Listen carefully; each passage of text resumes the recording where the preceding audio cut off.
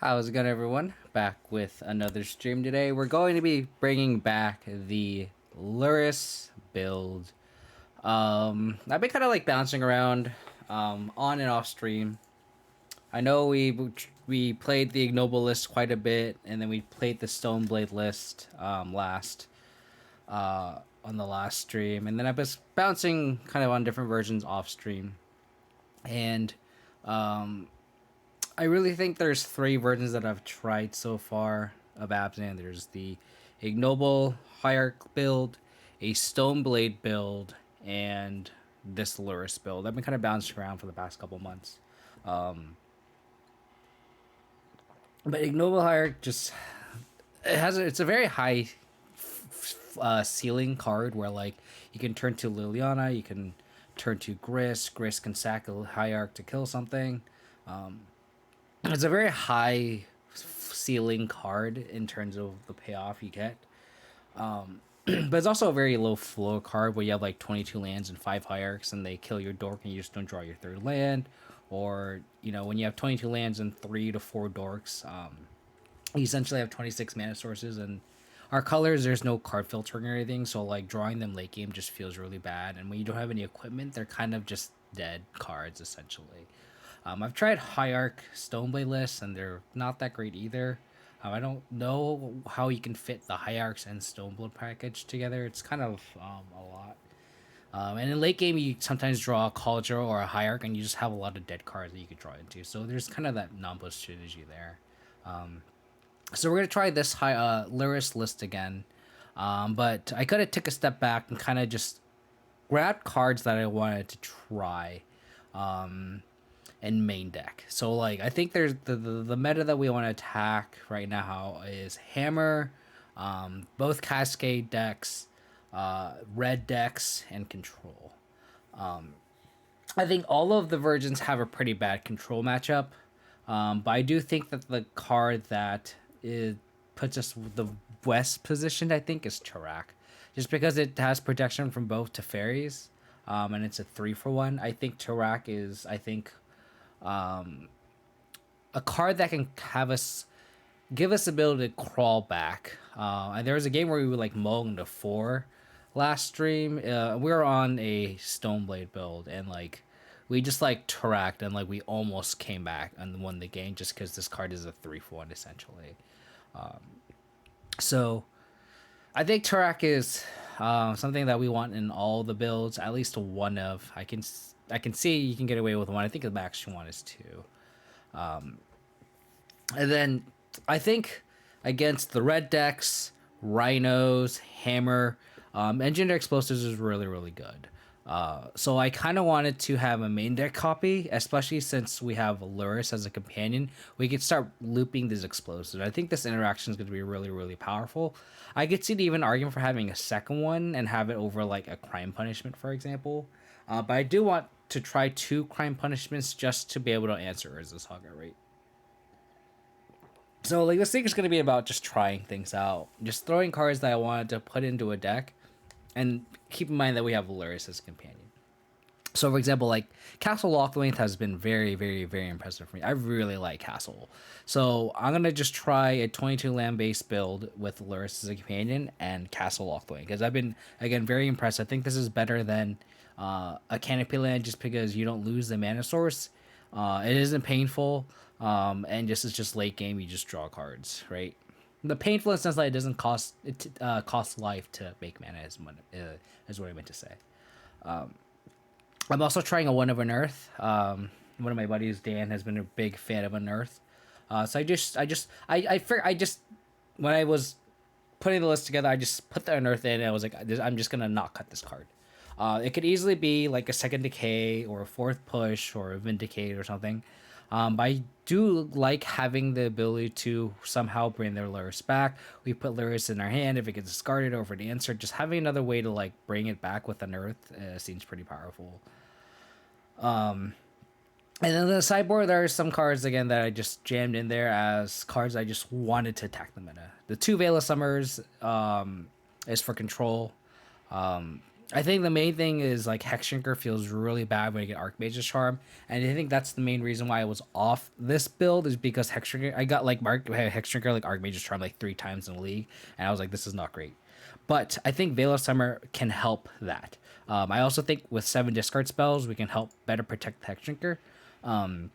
But again, I think Veil of Summer is going to be a tool to have to beat the blue-white control matchup. That being said, I don't think any of the Abzan builds have a favorable control matchup. Their deck just lines up way better than ours. In game one, we just have dead cards like Push and Decay. With that being said, hoping the Veil of Summer's help. Notable that we don't have Chalice of the Void or Void Mirror, because Chalice on 1 is pretty bad when we have a lot lower curve, i.e. we are a lot more 1-drop based. In the Hierarch build, we had Chalice on 1, but then most matchups we can like shave all the Hierarchs. And then we trim discard against like the red decks, right? So like we actually like upper curve, and just the Chalice ends up being really good in our deck. Not the case with this deck. I think against the like monkey decks, I do think we want to keep in like the Inquisitions. Just because we're a lot more lower to the ground, we can double spell more. Discard spell is a little more impactful in this list. So I think instead of having the Chalice Void Mirror split, we're going to have 2 Draneth Magistrates for the Cascade decks. Heshbringer is for elementals, I do want to point out. And then Kataki's obviously for the Hammer Time matchup. I do want to note that Collector Brutality is in the list. There has been a lot of burn, and I think just having another card that can gain us life. Collector Brutality is very... I'm actually not a fan of Collector Brutality. I looked at specifically against burn, and I kind of went into the mindset of just like, usually I build my Abzan list as a very like, I want to have an open meta. Like, I'm attacking an open meta. And I feel like Modern has been kind of homogenized in a sense, where like, it's not as open. I mean, like, obviously run into random things like Monoreto Bosch and like, you know, other like tier 2 decks where like I think that deck building philosophy is not ideal. I do think that as a mid-range deck we have to have a mindset of attacking a certain meta now. I feel like attacking an open meta worked for me in the past, and maybe it's just not working anymore, which is why I had like Engineer Explosives instead of Crime Punishment. But I think like, because Engineer Explosives just, you know, it can hit more things, right? But the fact that like I'm in the mindset of like, I'm gonna attack Saga decks, I'm going to attack Saga, so like I think just having 2 Crime Punishment is where we want to be. This list is black green based, more black based, and I feel like green is more of a splash color. We have Hexdrinker. I know we have 1 Scavenging Goose, so we're going to be a little bit more on the green end. But I wanted to keep both opposite colors, the green and the white, as much of a splash as possible. I know we acknowledge that we have 1 Scavenging Goose, but I think that's fine. Let me actually make that the... make that the better Scavenging Goose. This shows how I just threw everything together. But I want to point out that like I don't have Sanctifier in back. I don't have Endurance. I don't have Force of Vigor. And I think it's one of those things where like it's I with how black heavy this deck is with Tarak and Voidwalker, and we have like Castle Lochthwain as like a third mono black source. I don't want to get stuck not being able to cast spells. Last stream, like we had a Sanctifier Invac, and it was just like tilt to not be able to cast it, and just having cards stuck in your hand just because you can't cast them because of our mana base. I just want to be able to consistently cast things. So I'm opting for like spell bombs also because they just can be occurable with Lurrus. And then to round it up, we're testing out a Outland Liberator. This could, again, be a Force of Vigor. We have 10 green cards in the main. And against Hammer, we'd board in the 2 Crime Punishments. So post-board, we could have 13. Would you count right? 13 green cards. So this could easily just be a 1 of Force. But I do want to try this card out. A, it's really cool. B, it's recurable with Lurrus, and you can cast it through Bloodman pretty easily just off of 1 green source.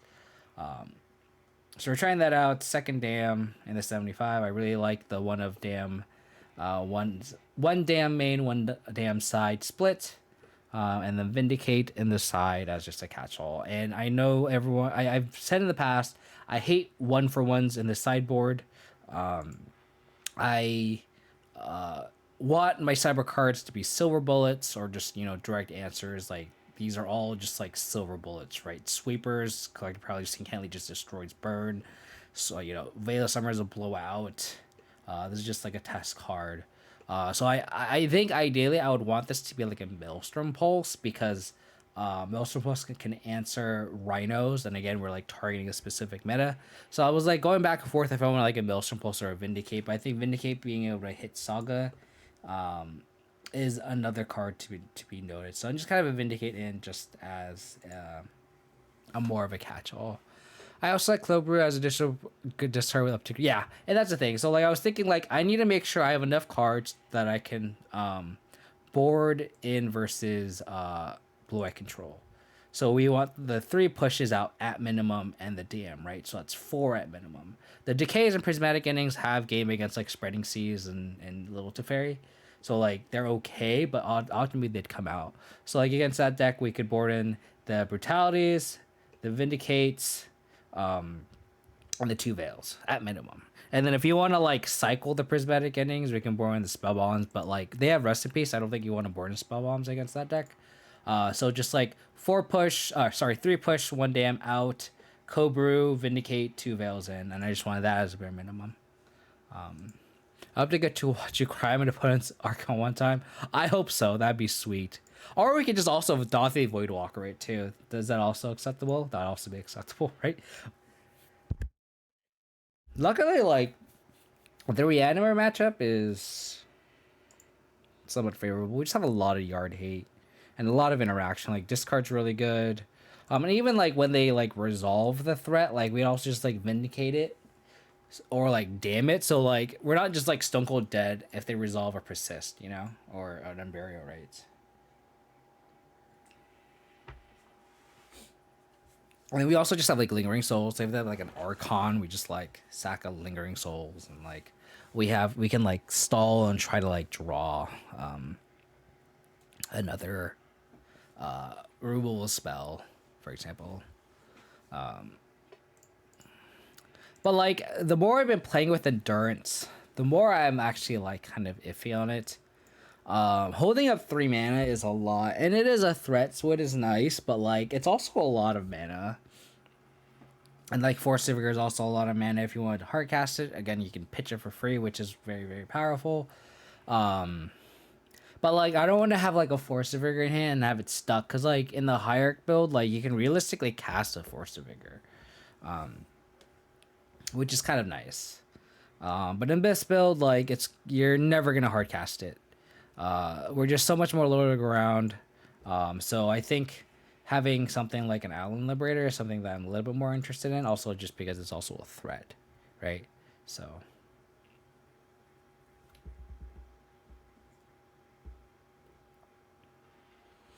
play against Davidson.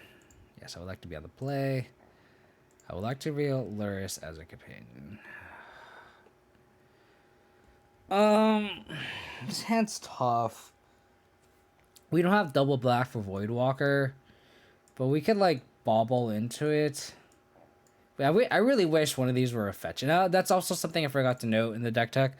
I aggressively have 9 fetches in the deck. Usually there's only 8. Let's just keep it. Let's keep it, and then we're on the play.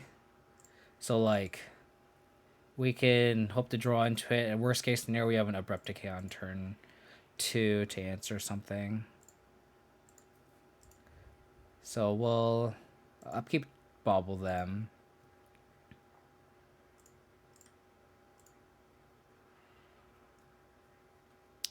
Oh, okay. Are we against Burn? Looks like we're against Burn. So this Voidwalker is probably the not great here. So they have a Skewer in hand.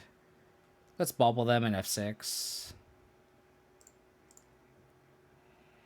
This is like a new feature. Like pops out. So hopefully we draw one of those main deck Kai Skiles, huh? How about that? So we get 2 draws and a black source. Push is good. Tarmogoyf's also a good card. So this is nice. We're gonna hold up Replicate, and then next turn we can Tarmogoyf, hold up Fatal Push. So we're actually that Tarmogoyf draw was very, very good. So this is a Bloodstained Mire that they drew. I'm with a play an Eidolon here.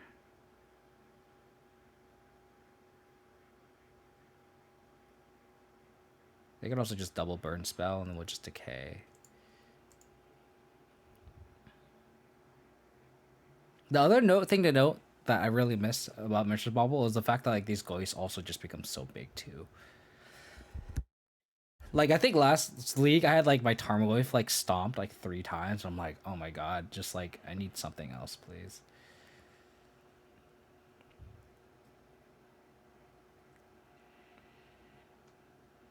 Burrow's Charm. You got it. Decay this. Like the fact that like this Bauble is like a this Tarmogoyf is already a 4 or 5 here is so huge. And something that like is kind of missing in a non-Bauble list, you know. That's a good draw. It's a really good draw. Because now we just race and just hold up push. The best possible draw is probably like Kai's Guile. Just so we can go like Goyf plus push again. Where we just play Goyf and then just pass.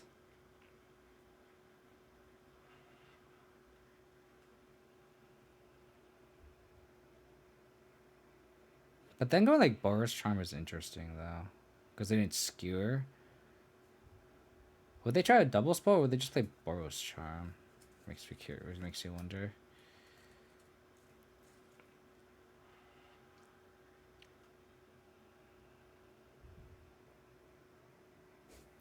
Okay.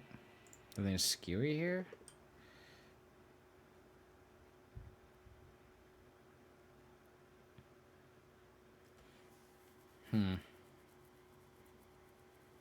Like this is actually gonna be very close. We gotta hope that their last couple draws are last couple cards in hand are just dead.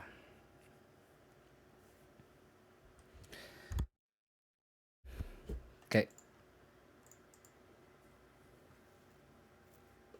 Okay. Surprisingly there wasn't a sorcery. So we need to dodge triple bolt.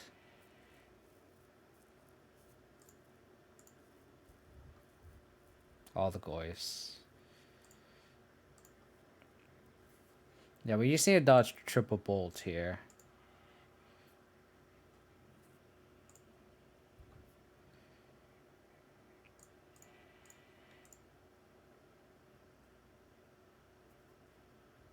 I appreciate our opponent growing our Goyfs bigger than us. We only have artifact and instant. They have land, sorcery, instant, and creature.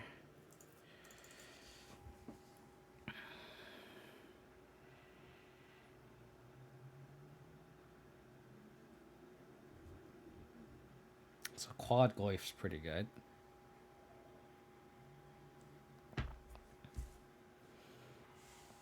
The lighting's so bad.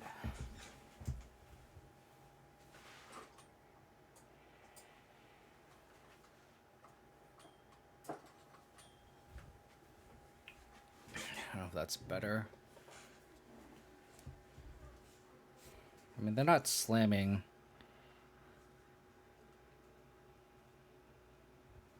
Okay.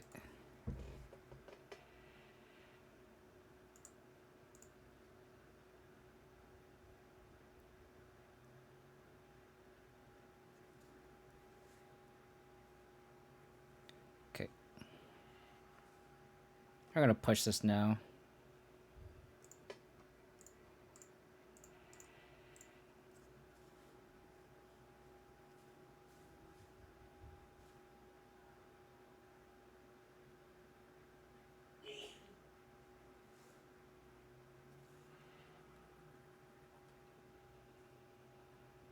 Do they have Boros Charm here? I mean, that's only like out, quote unquote.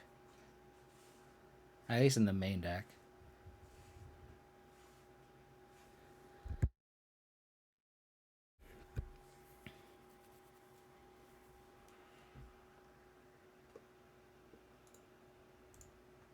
So they're in the tank. Wow. Okay. Okay, so any removal spell wins the game. That is not a removal spell. So they go to 2.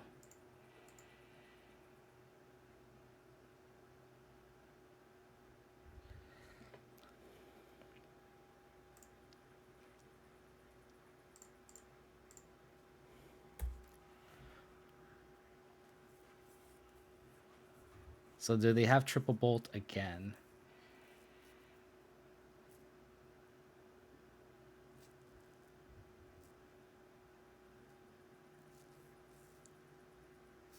So we have 5 cards to board out.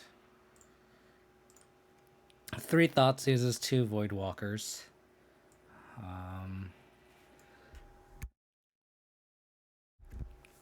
So these are cards that I want to board out.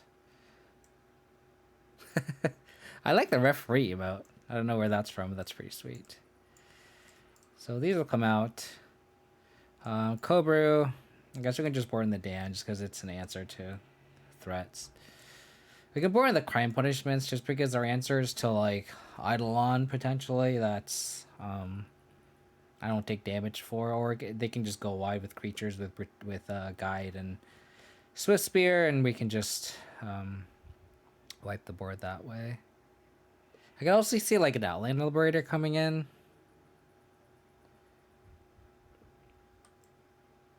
Could be worse. This stops Rift Bolt, but 1/3 body is just too slow. Don't want Veils. The Vindicate's kind of clunky. Not to say that these aren't either, but like these can actually wipe the board. I think we can go like this.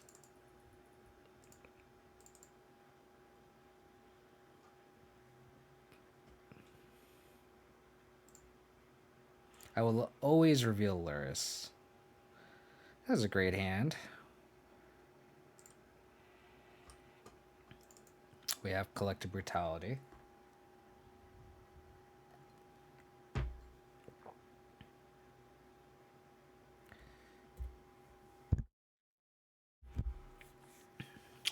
Next turn I'll probably Snap Block with Hexdrinker if they just attack.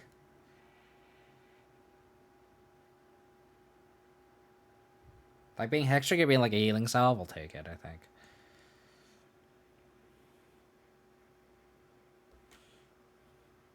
Especially when you draw a second one.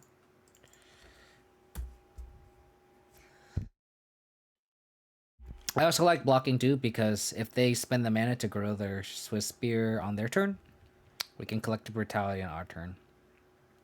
So they can tap out. I think I have 1 Courtyard, right? Yeah.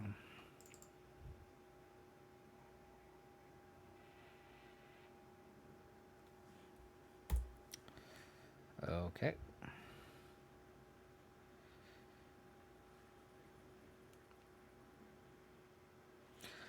Probably escalate. I'm trying to figure out if I want to triple escalate. I guess it depends on what card I draw. If it's a card I can just pitch, that'd be great. It looks like they're on 1 land.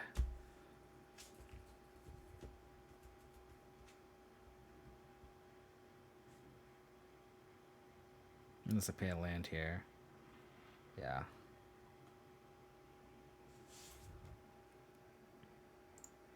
I think we pitch Hexdrinker and Basic Swamp.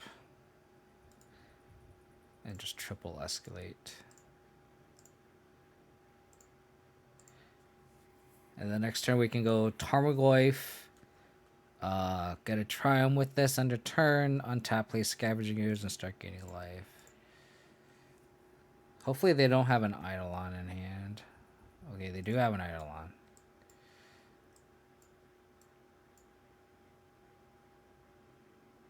So hopefully I don't draw a land to play the Eidolon. Otherwise, we can just slam the Goyf, I guess, anyway. So I think we'll take the Helix.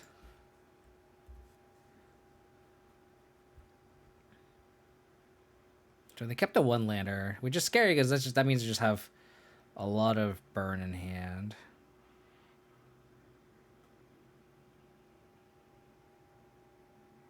Looks like they didn't draw a land. Although it's interesting though, I wonder if it's like if they did draw the land, I wonder if they just double Riftbolt anyway and then like slam the Eidolon so they don't like take the damage off it. I don't know if that's not being aggressive or not. Is there?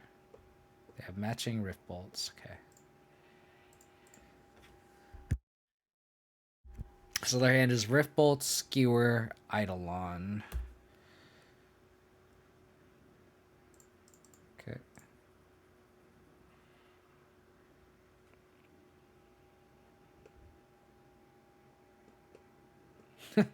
Is there a world where I like cry my opponent's Eidolon? Is there a world? Really funny.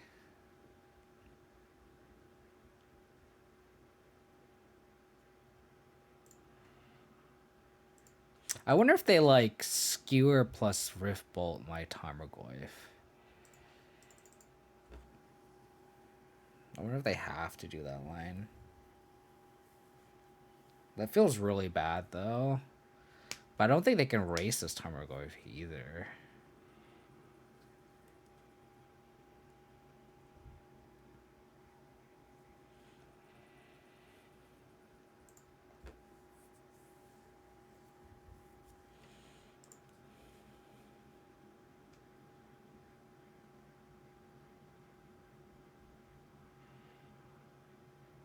Yeah, they're thinking about it. It's a tough call. Like, from a burn point of view, like, if I were in there, I really don't know what the crit call is. I think that takes a lot of burn experience to know if they're supposed to kill a Tarmogoyf or not. I mean, we have 2 cards in hand. We could just have a lot of blanks, right? They're targeting us. So they could skewer us here. I think the correct call is just a Riftbolt again if they don't draw the land. But what do I know? What do I know?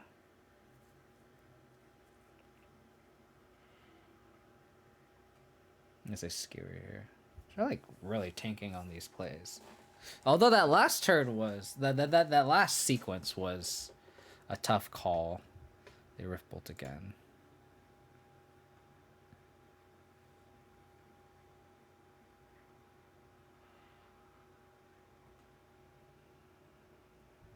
So I'll probably just like get a Triome and then like main phase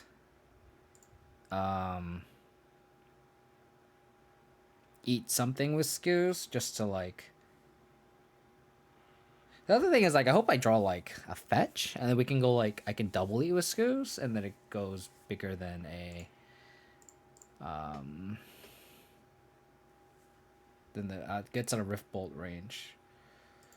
Take the Triome. Bobble. That's a decent draw because it grows a Tarmogoyf into a 5/6 now. So this is good info. We'll see if they draw a land here.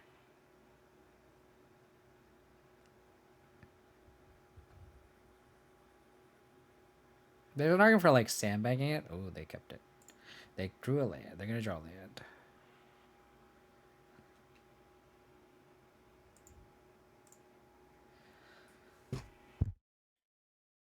So they're just gonna attack out the Tarmogoyf. Like they could answer the skews, but they still can't. They still need an answer for this big chonker here.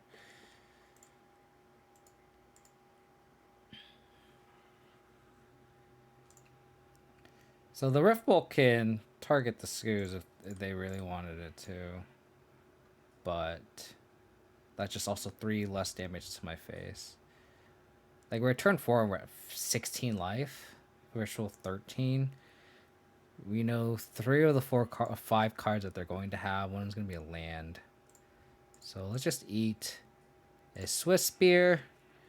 I don't want them to like play the land Rift Bolt that's on suspend kills the Skoos, and they just like hold up Barrows, like a Skullcrack or something.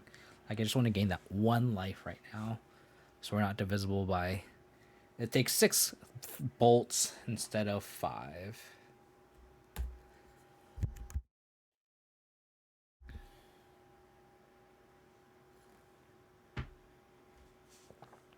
Engineer explosives. Interesting. So we know they have Canyon, which is bad because like this Goyf that was gonna be a 2-turn clock, a 3-turn clock is now a 2-turn clock. If they play Eidolon here, I don't hate just putting Lurrus in hand and just getting aggressive. Goblin Guide. So they can Goblin could skewer us. Oh, the Goblin plus Rift Bolting. So they have Skewer plus Eidolon in hand.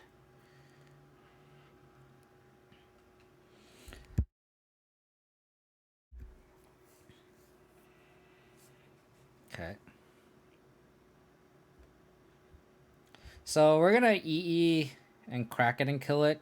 So that way if they play Eidolon, they just die. To the dam.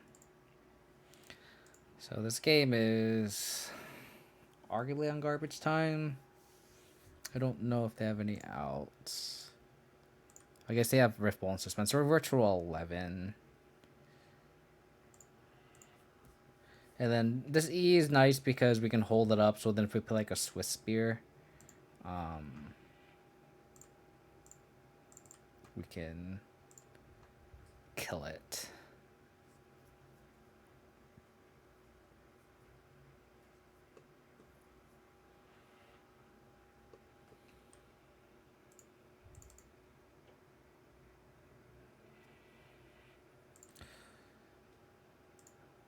Who are we gonna kill? Who are we gonna target? Like the way this game played out, I wonder if it was correct for them to Rift Pull plus Skewer by Tarmogoyf.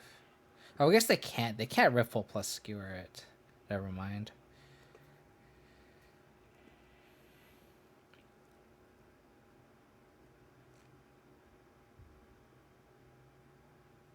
Okay, game over.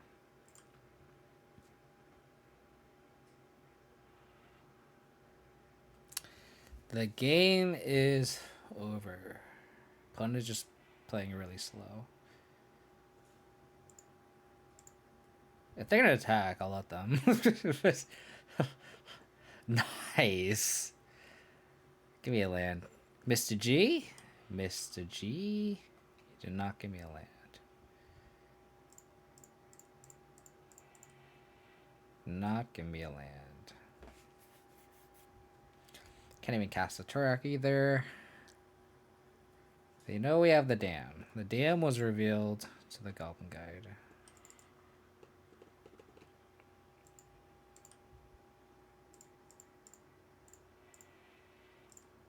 I'll gladly take 2. Gladly take 2. Cool. Didn't need main deck Kai's-Gao win this game. Didn't need it. Did not need it.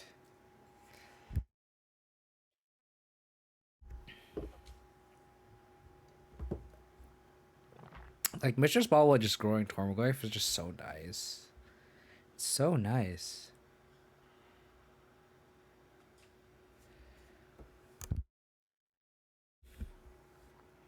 Because our clock is just so much faster. It's great.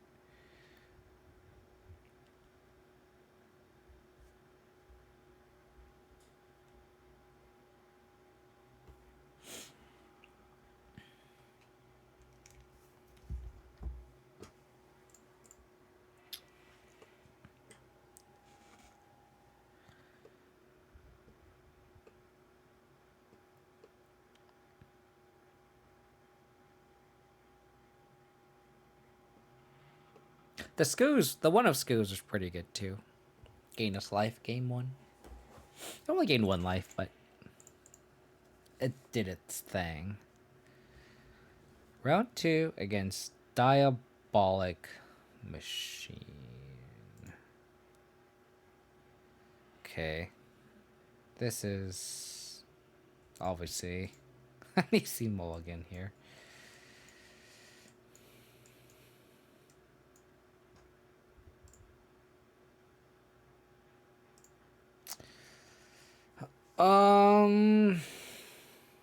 Probably just bottom the Unearth.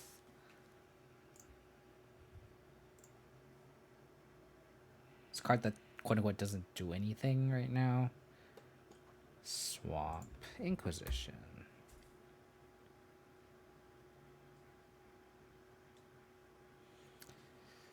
Since we don't have a 3-drop in the deck, I like ooh, they took the bauble. Wow. They took bauble.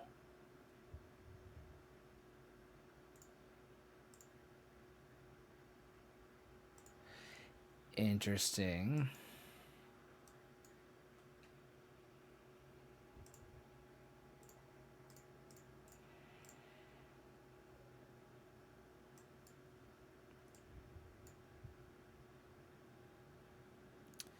Apparently not. Apparently it's not Iraq. Apparently it's not.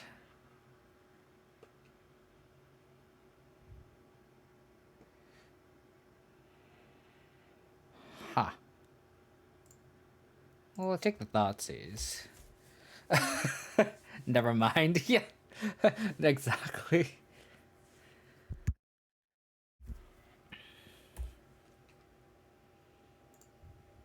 So they're gonna play Hierarch, I presume? And then we're gonna play Daughter of Voidwalker. Okay.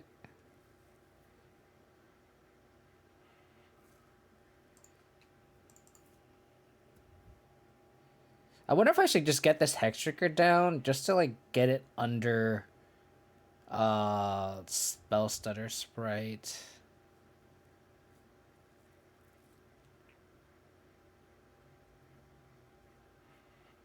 We're gonna get Overgrown 2 no matter what.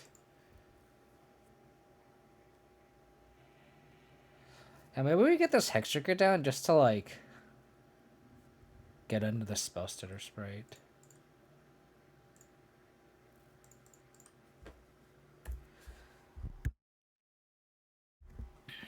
And then next turn we can play Voidwalker and they can't Spell Stutter it.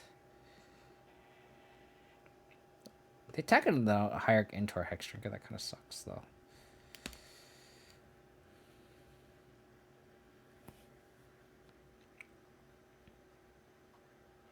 Okay.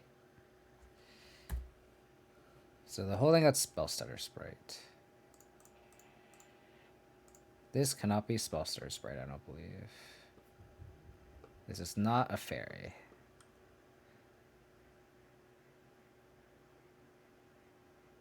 They had Counterspell.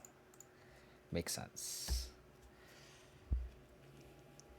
How about an untapped black source for our Turak? Or it doesn't have to be a black source, sorry. 21 lands. Sorry.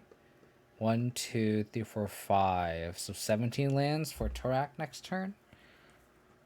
Okay.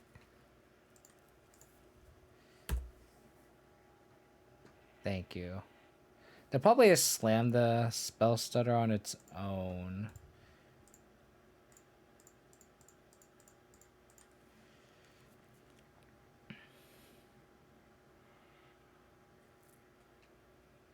Oh, they had Drown? Jesus Christ. AJ, how's it going? Thank you for the raid, buddy. Appreciate it. How's your stream? Hope it went well. Welcome everyone tuning in. Mains KO Diamonds. We're playing some Abzan Lurrus today. We won round 1 against Burn. And now we're playing against some sort of like black, green, blue list. I think we're gonna just put Lurrus in hand.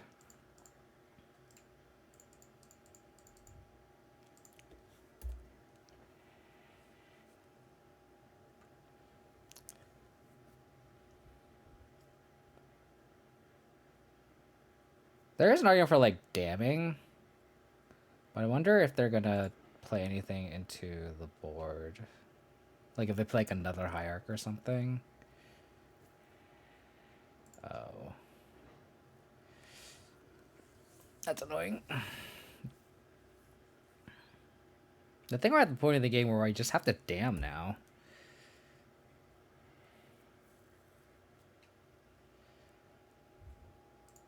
And this is where like Unearth is pretty good too. Like having access to that Unearth. Prismatic ending. I think we're gonna damn. Take the 2-for-1 now. Now that they know about it. Cool.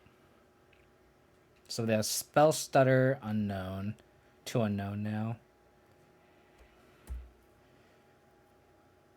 Sucks like Unearth does get got by spell starter sprite, so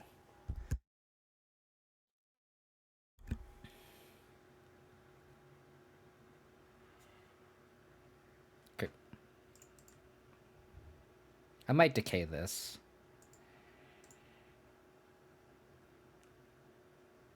We're gonna have to answer anyway, right?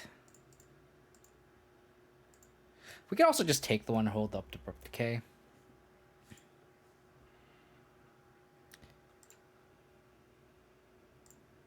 think we're gonna do that.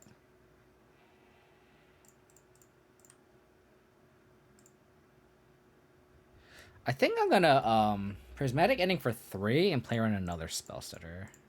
Now that we drew the push.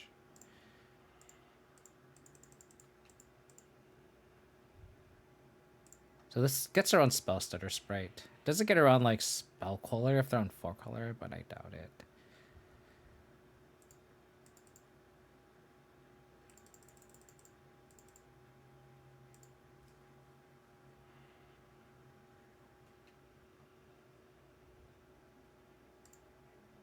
Okay. So they're just on like flash aggro here. Holding a fatal push. We're gonna push now. Just to get around, again, spell stutter sprite.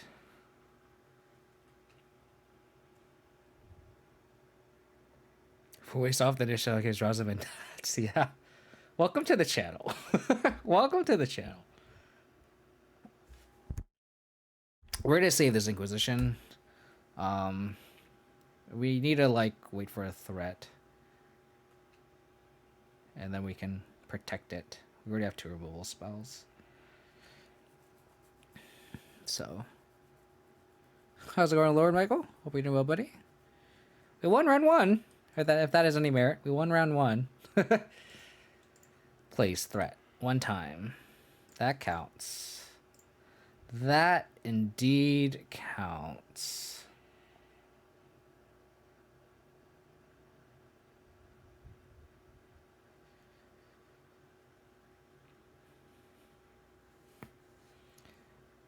Okay. We have 2 cards in hand. They counterspell. Oh, 3 mana. Oh.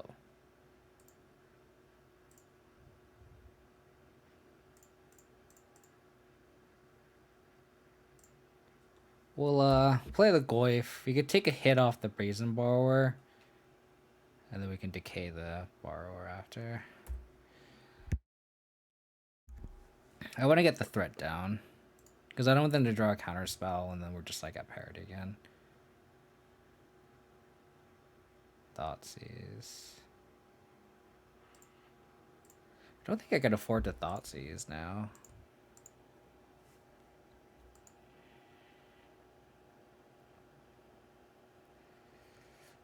I think I'll upkeep Abrupt Decay.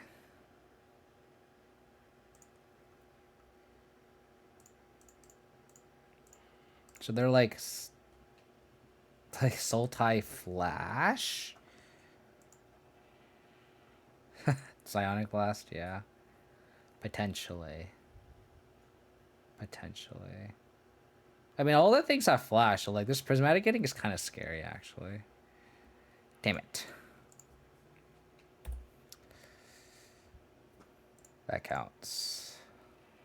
Don't spell stutter, please. Spell stutter, I guess, wouldn't be too bad, because then we can just, like,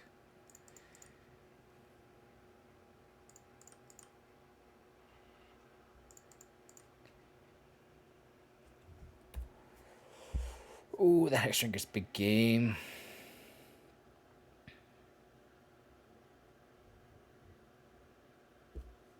Okay. You drew a discard spell. Okay. This Hexdrinker could go all the way.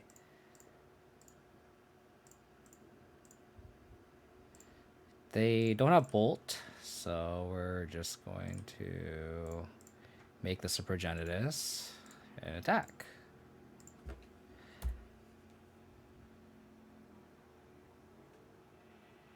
Just in case they have like a Jace or something.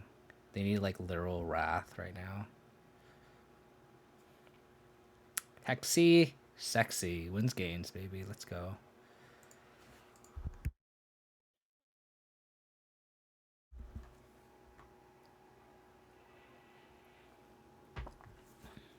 So it was like Snapcaster Mage, Spell Stutter Sprite, Brazen Borrower.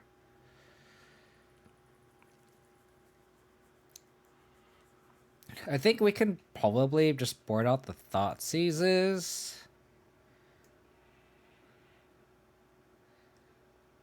I kind of like Veils because they saw Spell Stutter.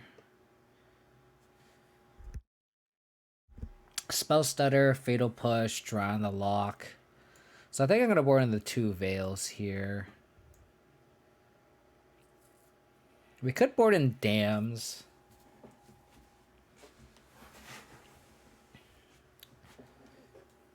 I think all of our Respawn is going to be good. Hushbringer is an interesting point, you're right. Stop, Snap, and Spell Stutter. Hushbringer does seem interesting. Thank you for pointing that out, Lord Michael. I think we want Inquisitions just to pave way through Counterspell, so I think having 4 Inquisitions is good. I think everything else is fine and dandy. I don't know about the Kaya's Guile. It does answer like Snapcaster Mages. I guess the 1/1 flyer doesn't like block Brazen Borrowers, and that's how we can kind of get got. Prismatic Ending is kind of iffy. Like I kind of like brutality here just because it's more versatile.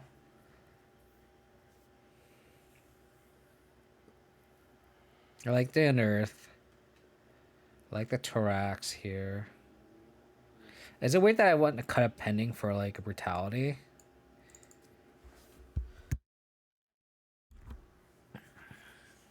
Maybe something like this. Do we want explosives? We have Snapcaster, EE, Brazen Borrower. Like basically explosives is kind of loose.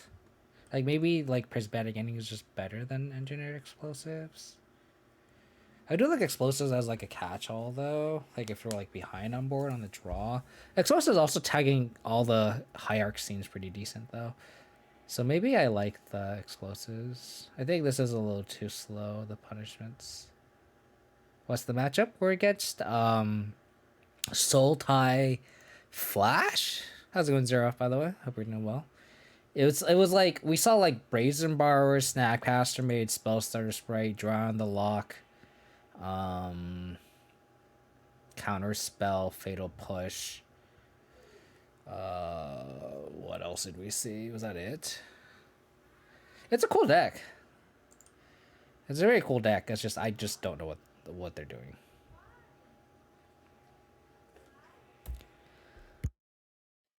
Oh, and discard spells. We saw Inquisitions. So they could be Inquisitioning here.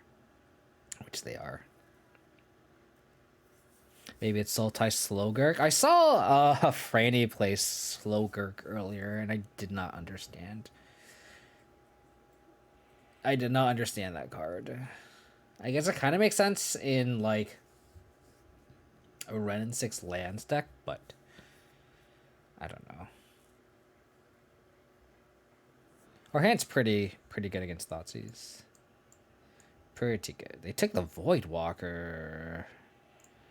Ooh, that's a good draw here.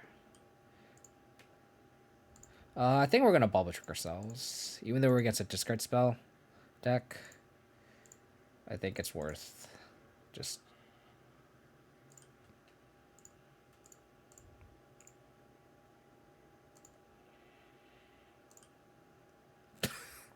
Opponent, why are you keeping that hand?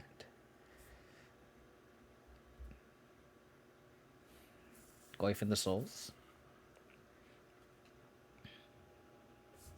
Misty.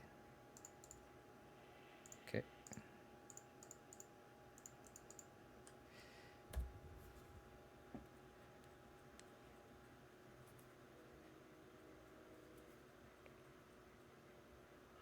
Okay. You're not wrong, Lord Michael. Except that doesn't work when I am on the when I have that my philosophy. I just when I have those kind of hands, I never draw it. Okay. So their hand is Misty, Waterlog Grove, Unknown. This comes into play untapped.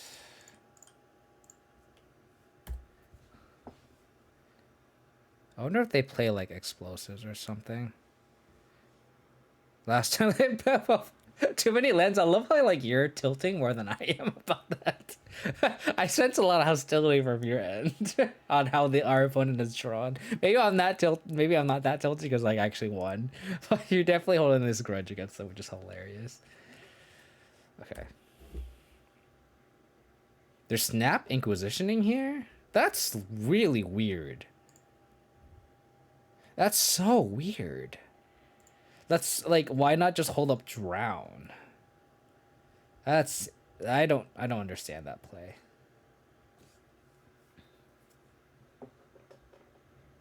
Okay, they played the land we did not know about.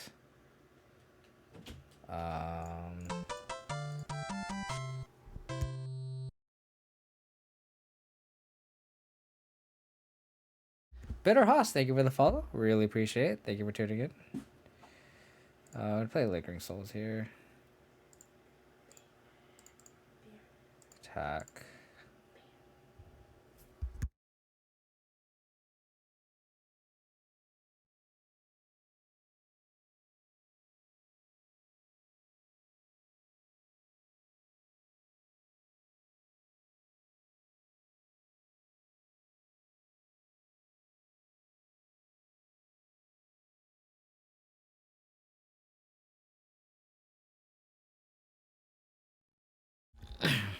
Sorry, my fiance just did her nails and she couldn't like take something out of her purse.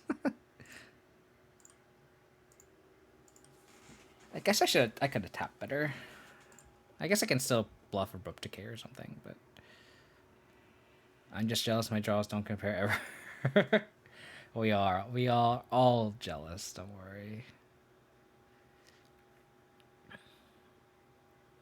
Next turn we'll just put Lurrus in hand. And get this castle going.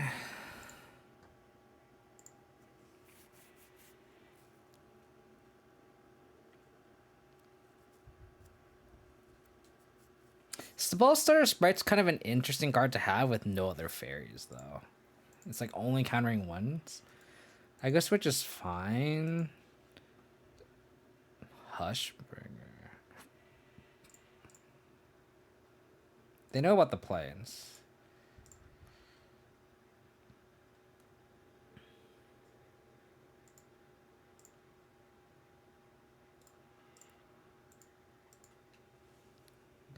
Yeah, that's fair, but it's just like the fact that like Chalice you could just like proactively like do, but like Spellstar Sprite just like stuck in your hand like the whole game, you know? You're like waiting. So I like Challenge you can just proactively be like you can't cast one job for the rest of the game and it makes sense, right? So I don't know.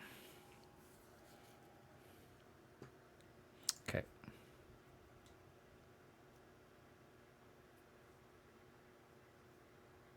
What is this?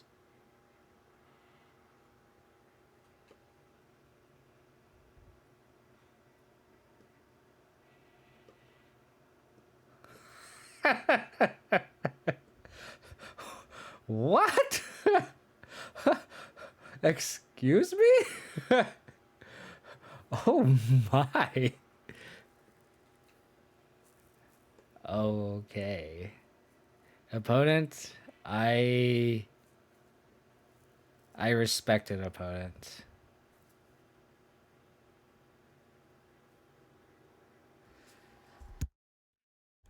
So their hand is Snapcaster Mage, Misty Rainforest, Unknown.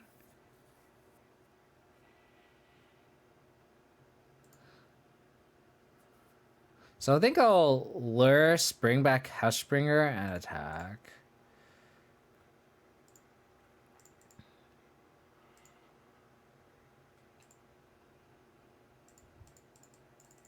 Just the way the Hushbringer shuts off the Snapcaster Mage.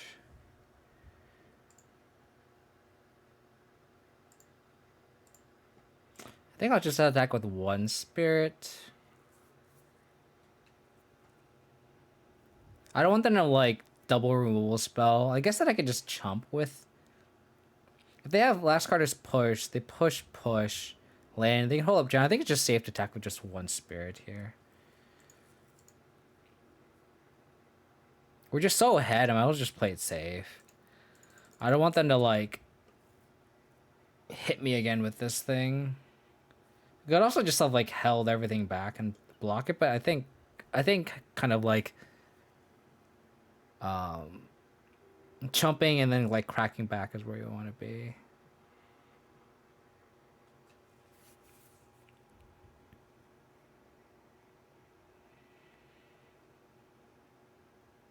Oh, I'm not gonna chump with Hush. That's not what I'm gonna do. That is the exact opposite of what I was gonna do. Scavenging Ooze.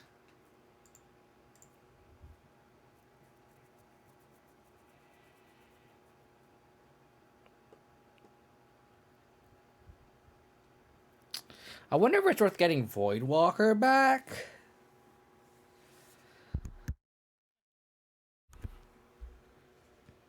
I'm not gonna attack with this Hushbringer though. I want to play around Brazen Borrower.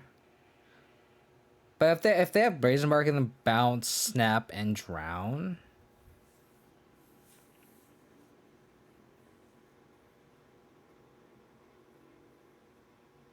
I kind of want the Voidwalker.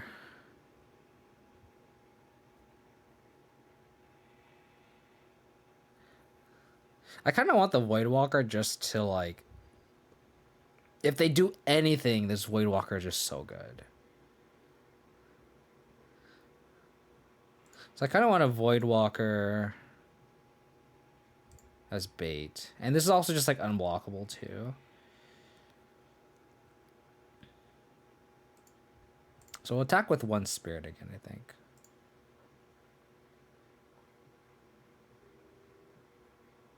Am I being too scared here? I think if that Rumble spell, they would have killed the Lurrus. I think we'll attack with two spirits here. This doesn't have flying, right? Yeah, it's just a zombie.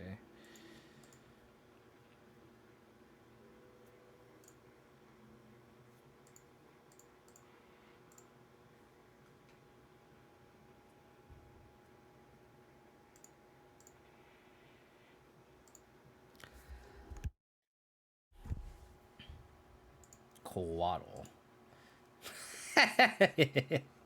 Let's go. Okay, so they have Misty Rainforest as their only card in hand.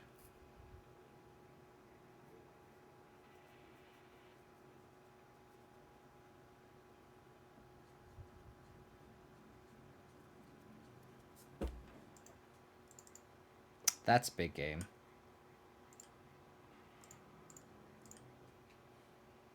We'll eat a drown.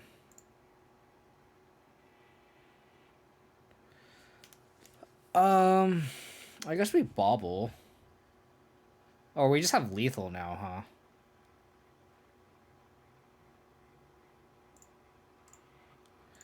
Just have lethal.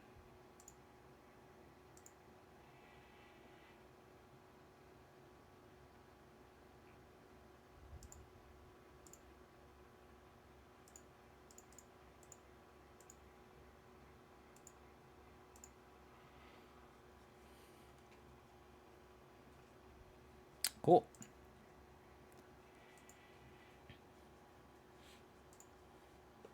We got hit once by this. Kind of cool. Not gonna lie. Not gonna lie. Off to a good start. 2-0 into 2-0. Can't complain. I'm gonna be right back. I'm gonna get some more water real quick. Throat's kind of dry lately. So I'll be right back. Give me just a couple minutes.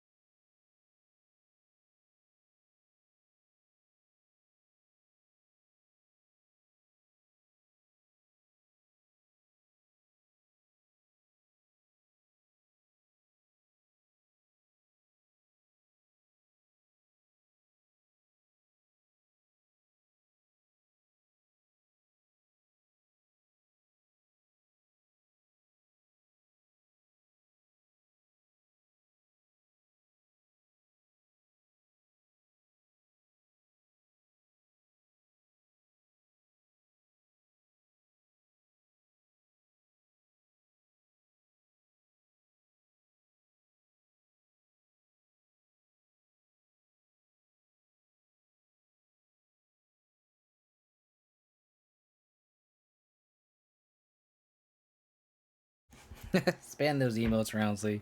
Spam those emotes. Not gonna lie, the Hushbringer did a lot of work that game. Stopped the Quaddle Draw trigger. Stopped Snapcaster Mage.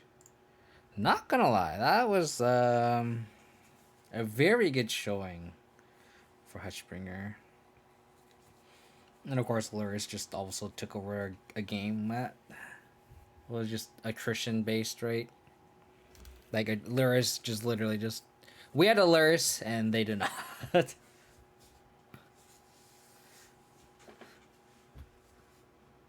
the deck was cool though.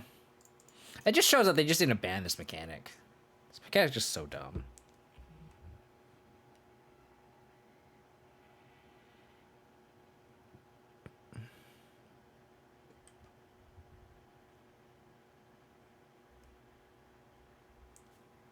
We're off to a good start though. This feels really good. I've noticed that like playing like all the builds, I definitely do like the Lurrus build the best, just because it's more lower to the ground, a more efficient, not clunky. Can be clunky with souls and stuff, but in general, it's not as clunky as the other versions. I guess Hierarch is the least clunky because you can double spell, but there's hands where like you don't have Hierarch and it gets pretty clunky though. Cool. Forte were playing Lurrus mirrors and called themselves the Lurrus Club. They need to just ban the mechanic. I know people just want to ban Lurrus, but like the mechanic in itself is just broken, so just ban all of it. That's my opinion on it anyway. Like I understand modern is great right now, in the sense of like, you know, it's pretty fun, the playstyles are fun. But if you're gonna do anything, just ban the mechanic, please. Don't ban Bauble. Don't ban Lurrus. Just ban the mechanic. Because Lurrus is fun as a main deck card. I want to be able to have access to Lurrus as a main deck card, right? I think that would be fun.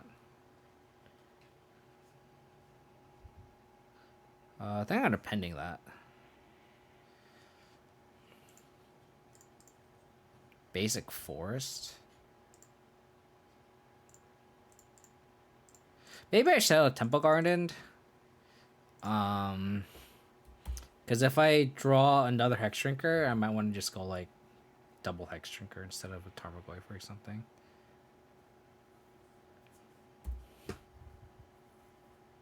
So we're against Yawg. I guess we're gonna play Big Goofer here.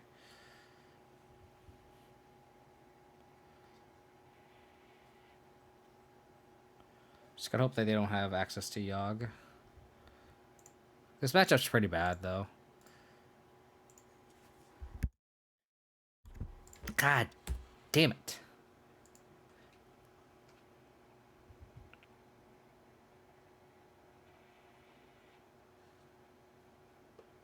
They just had the one up Grist in their hand, which is so annoying. I think I got the Lingering Souls here just so we can make sure we can answer the Grist. Yeah.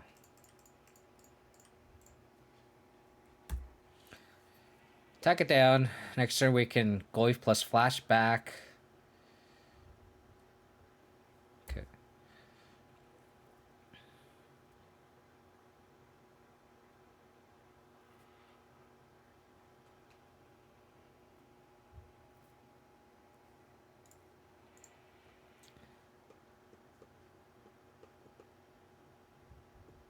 Hushbringer stopping it seems pretty good. Hushbringer stops Undying, right? I never actually brought this up.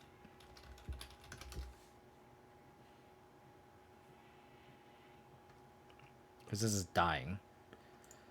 So Hushbringer should stop it, I think.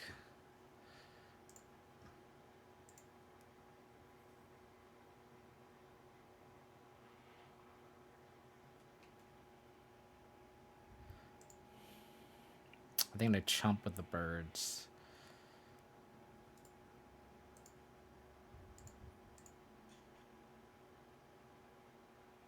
They don't. Interesting.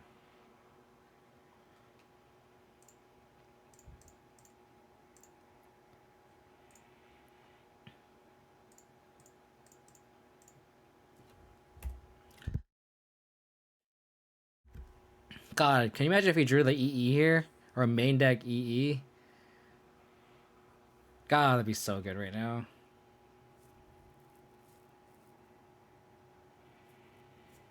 Wall of Roots, you got it.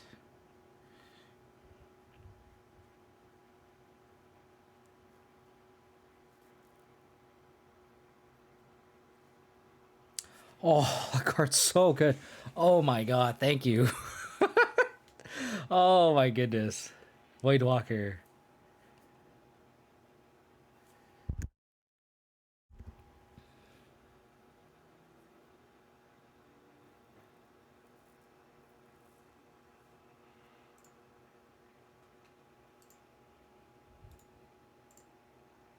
We're not gonna attack with the Goyf, he just gets chump on the wall.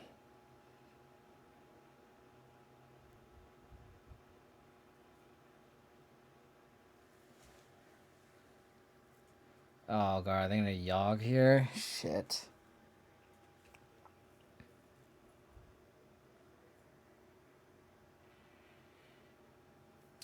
The last card was Cord.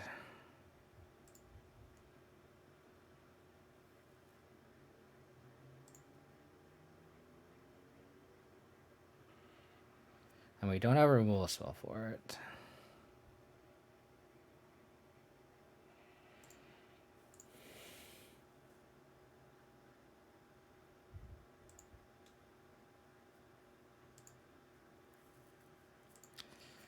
Damn it.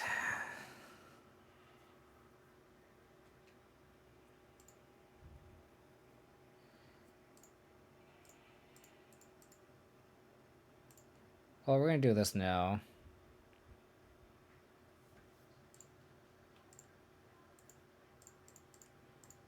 We're just gonna try to aggro them out here. It's the only way to win this game.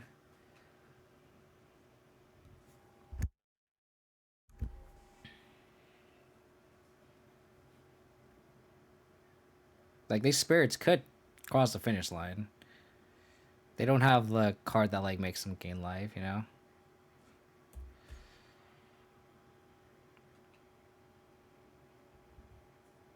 Maybe I should have put Lurrus in hand so that we can, like, bring Voidwalker back.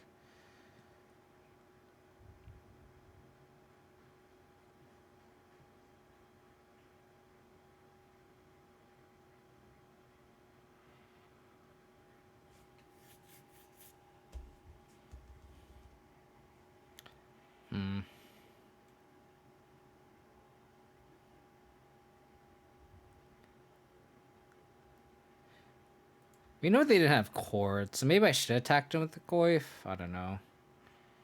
Oh, do they have a second Grist? They do. Oh, they have a Messenger. Oh, so they just have the combo here. Oh, they have more life than us too. Just barely.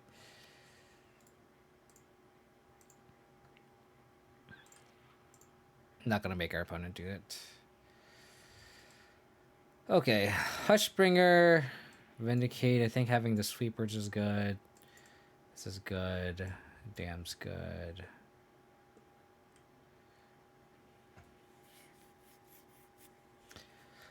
I think Tarax can come out.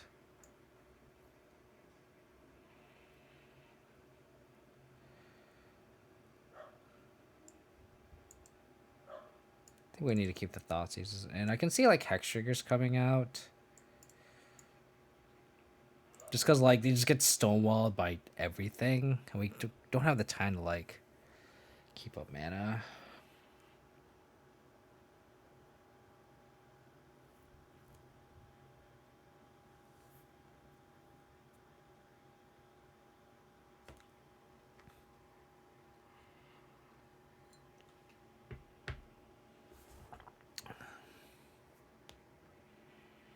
Maybe Trim Souls.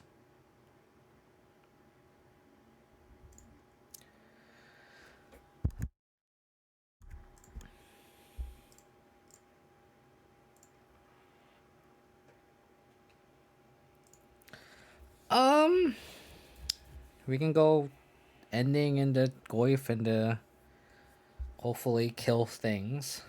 Put them all into 5 too. That's pretty clutch.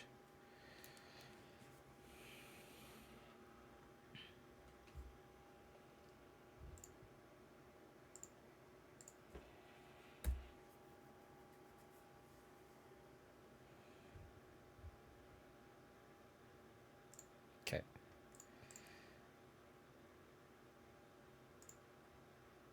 I think it's worth pending that.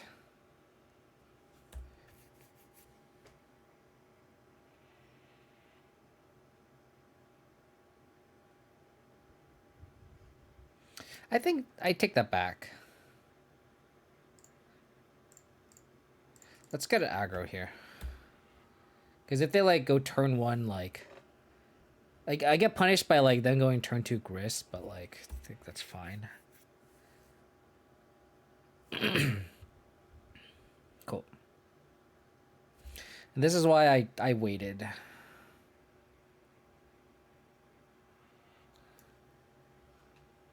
So we will punishment for 1 here.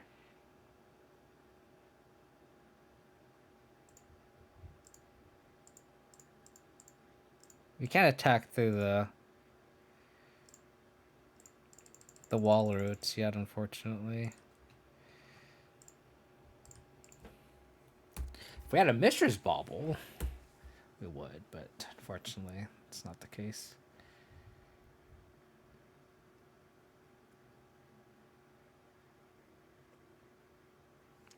Yeah, it paid off to not pending there on turn 1. Like, if they had Grist, we would have gotten punished. They still have Grist. Okay, that's fine.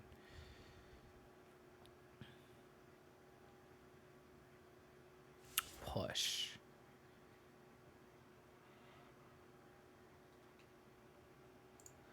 Well, we're gonna for sure.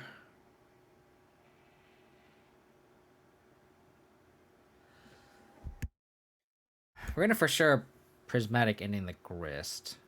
Trying to figure out if I want to push the wall. I think I do. It's just so it's a source of so much mana.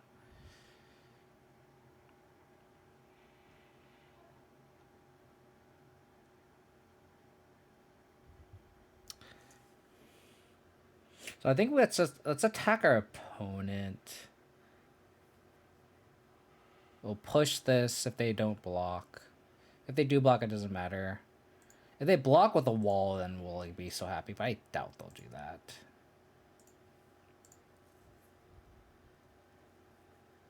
If they chump with this, that's fine. Yeah, so let's...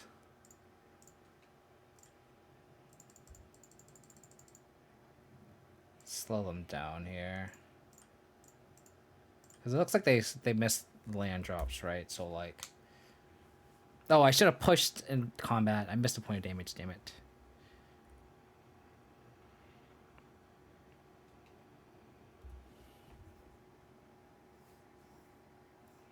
They just drew the land too, unfortunately. Oh, it was a messenger as well.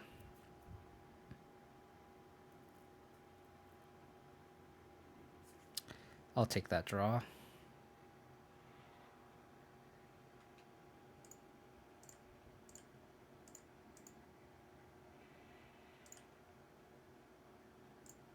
I think it's worth playing the spell bomb and then activating castle end in turn.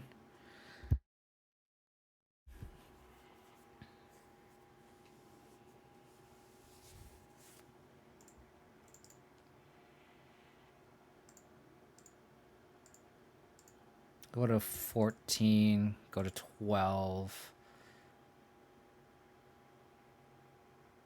Another messenger. Oh.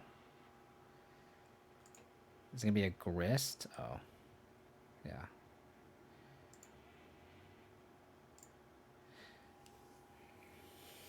Oh, I should have cracked the spell bomb. What am I doing? Oh my god, I'm not paying attention. Why did I not crack the spell bomb? I apologize.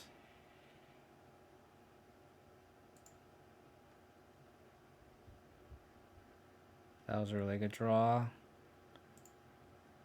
I'm so bad at this game.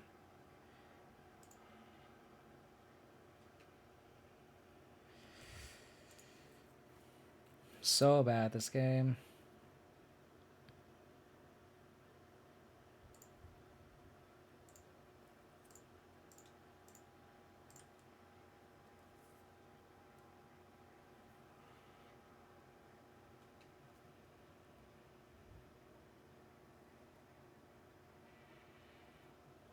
They should not have a messenger in play right now.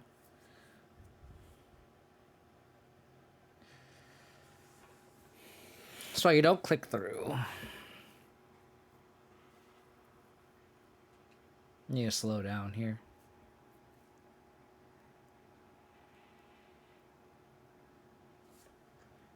Okay.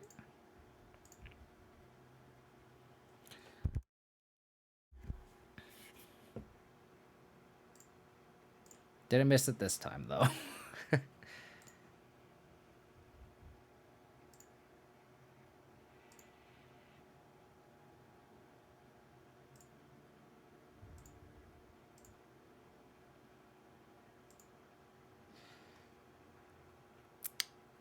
Lucky, lucky, lucky. Oh, I want to put Lurrus. Oh, it's so frustrating. I'm like clicking through everything. Gosh darn it. Gosh darn it. Okay.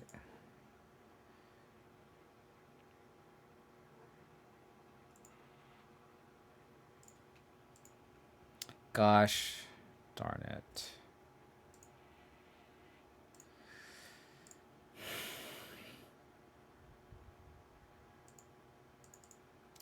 I need to put this Lurrus window out here. Like I do with the Yorion.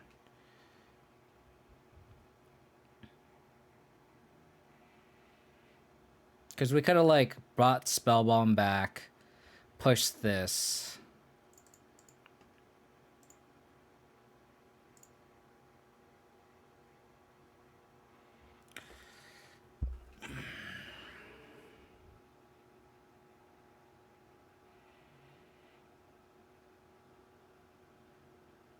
Damn it to hell.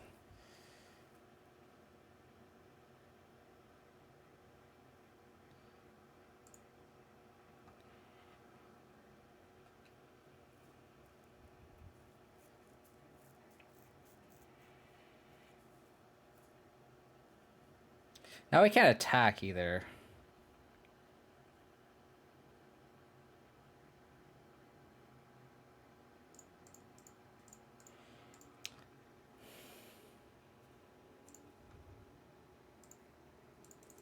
I'm gonna do this and play around a Yawgmoth.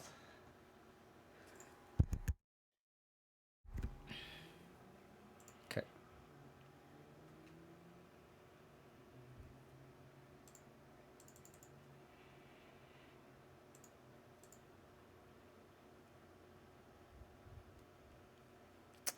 Damn it, we had lethal.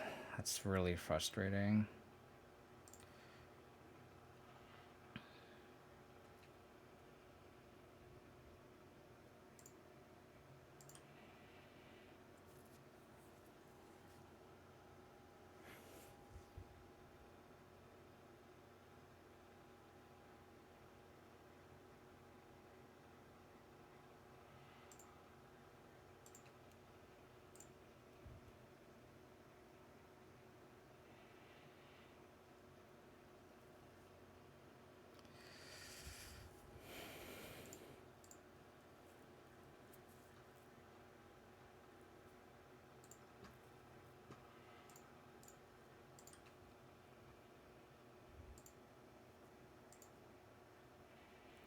That was a really good draw.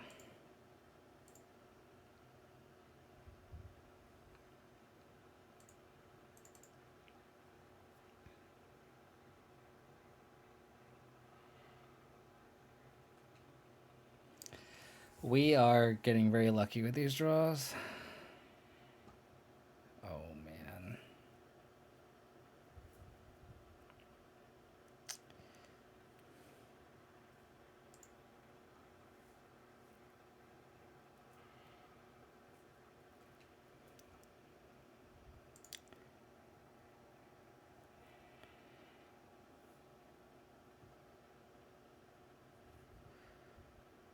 Got a crack here.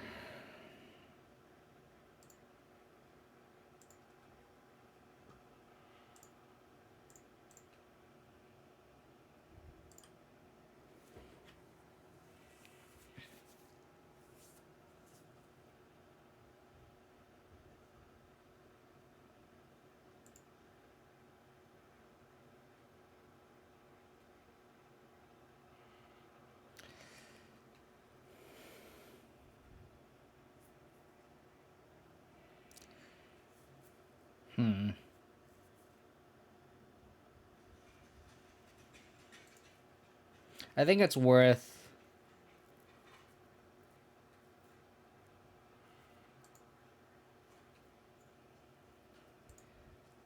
Oh, they're not. Interesting. Okay.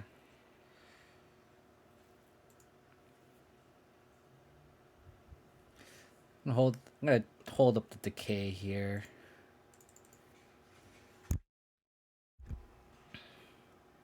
We're just gonna take this and then decay this.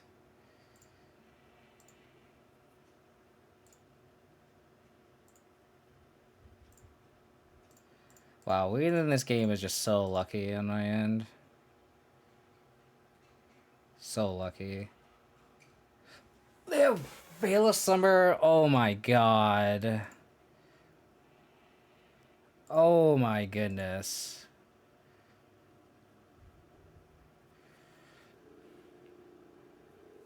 Oh my goodness gracious.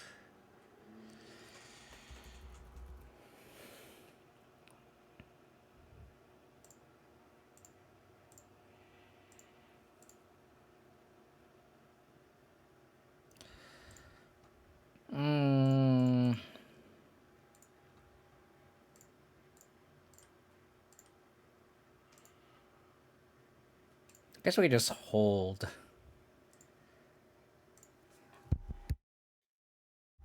God damn it.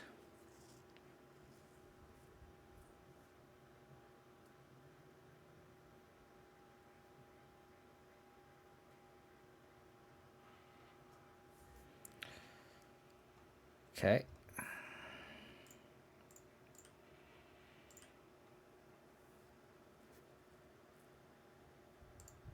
One of Scoos doing a lot of work.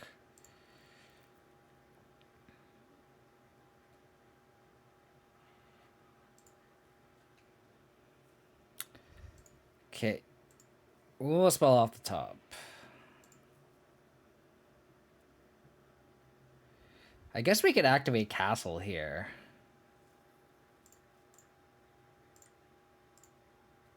No, we can't. We can't. What am I thinking? I almost just like punted away like we're at 2. What am I thinking?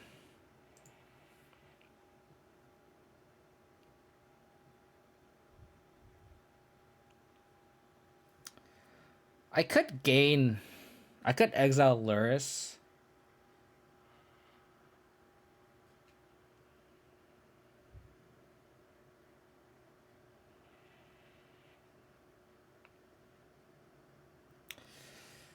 Guess we just play the Gala Shrine tapped.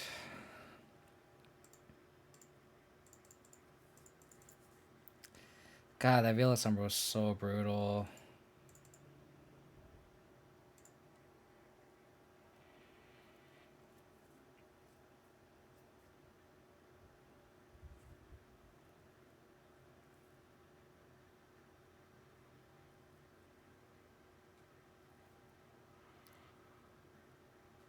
Oh my god. Damn, I just punted this game away.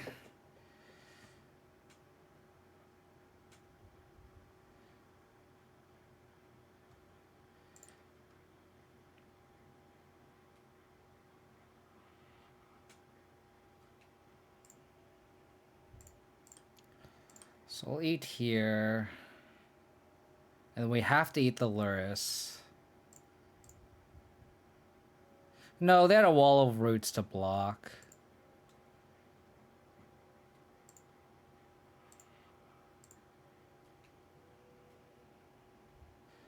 I think I have to draw here.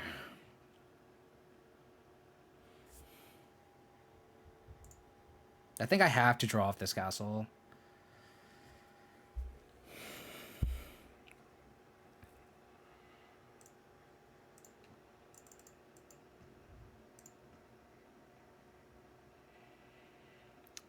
That was good.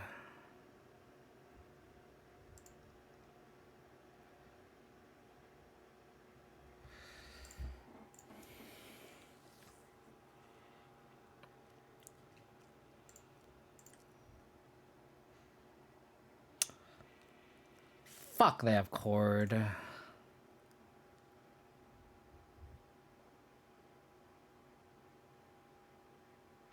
think I'm gonna attack opponent here. And hope they block with Drafts Messenger.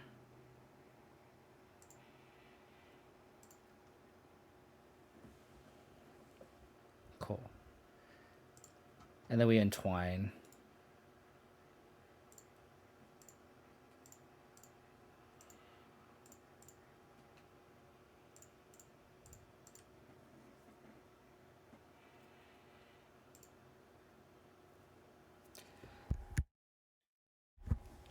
So they have cord, right? So I think I just Thoughtseize here.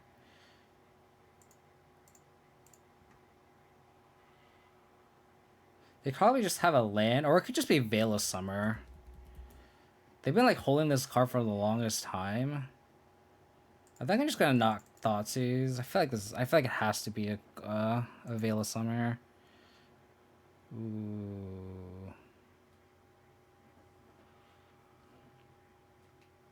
Never mind.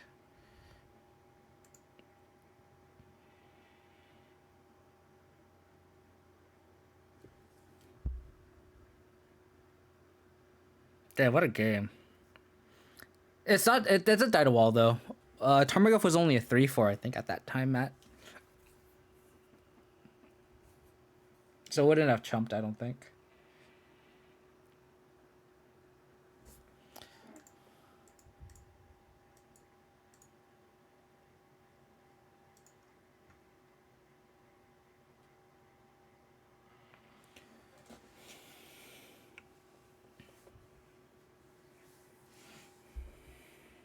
Yeah, Kai's gal definitely called us back into this game.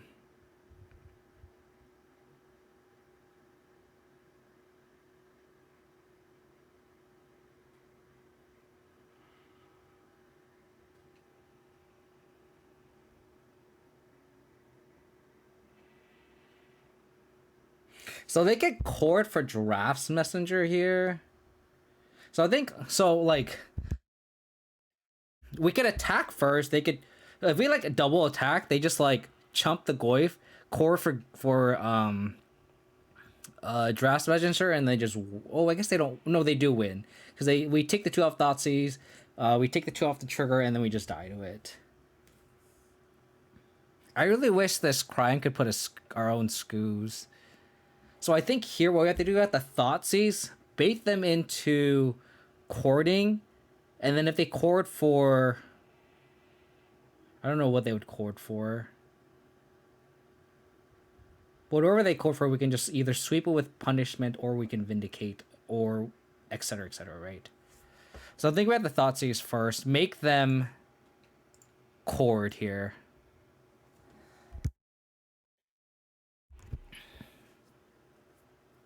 We make them do it now. Because then we get all the information on how to attack. Especially we have all these cards here.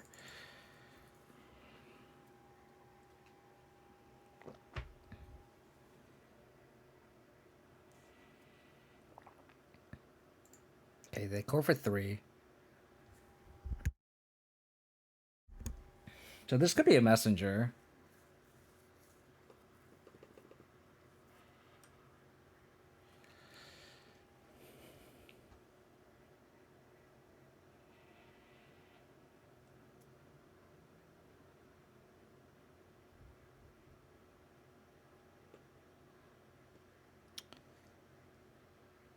Okay.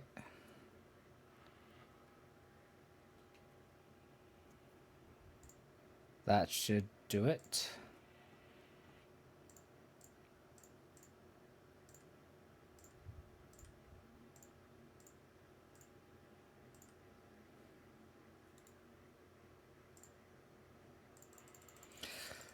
Got so lucky this game.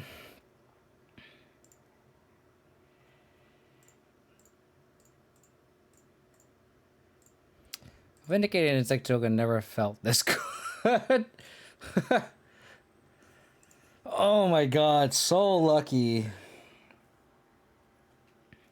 I am so lucky. I like just missed the Lurrus. Like we could have won the game like 5 turns ago.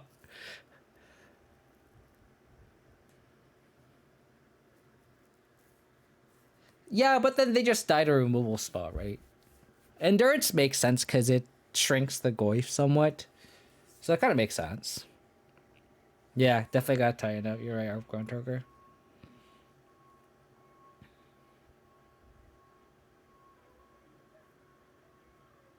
I wonder if we want brutality. Doesn't kill anything relevant though.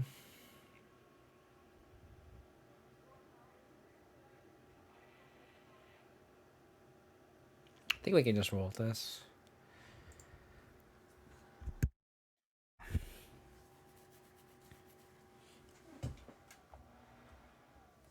Turn out the fan here. It's making me like... It was like really hot earlier. I think it's just making me cough. Come on, deck. Why are you doing this to me? Why are you doing this to me?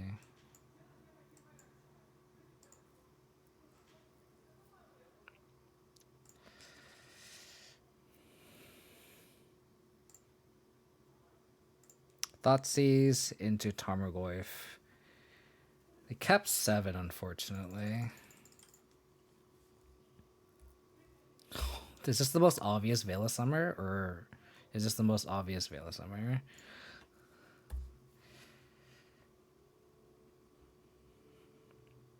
I will not be baited by your Veil of Summer opponent.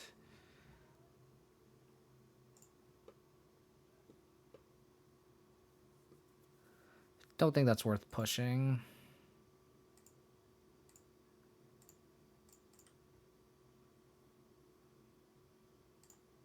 If we draw Hexdrinker, that'd be great, because we can... I would much rather thought please...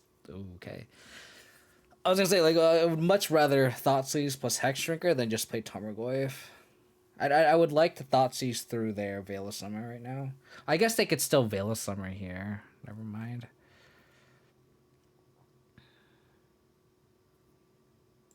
At that point, I think I'm just gonna play Tarmogoyf here.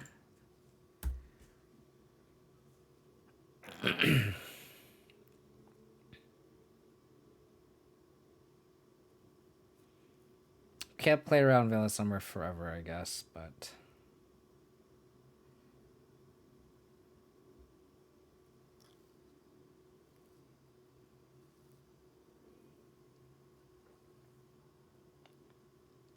They're debating if I should slam Yawg.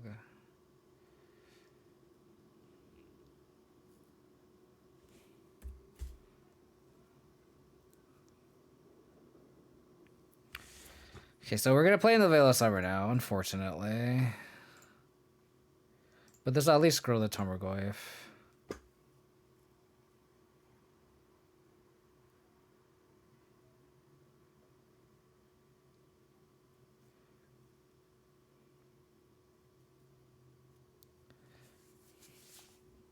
Okay, they don't have Veil of Summer because they would have snapped it off, I think. They might have Cord. They could Cord for 2.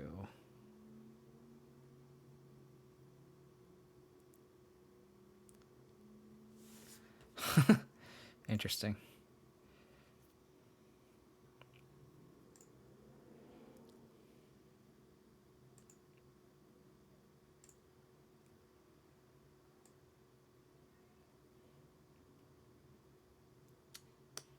So they're not far off blackmail. They just need a black source because of the treasure token.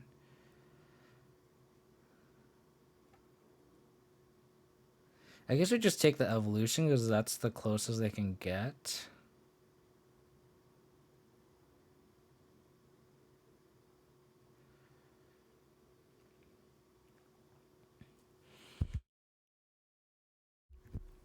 Yeah, I guess we just take the evolution, I think.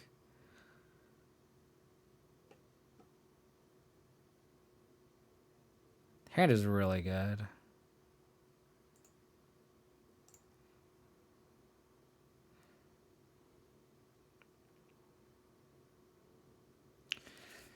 Trying to debate how aggressive we want to be.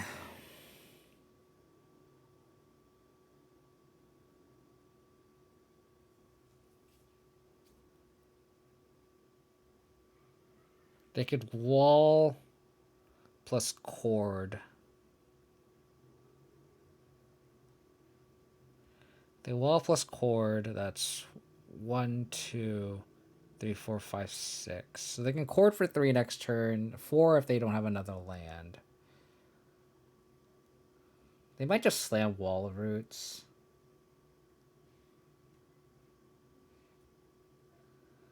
So I might just play Spellbomb and pass. I could also just play the Heath. I could play the Heath, and if they like attack with Endurance...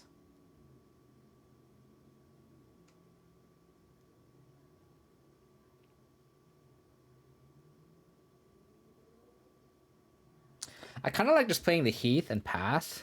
And then if they like attack with Endurance, we can kill the Endurance.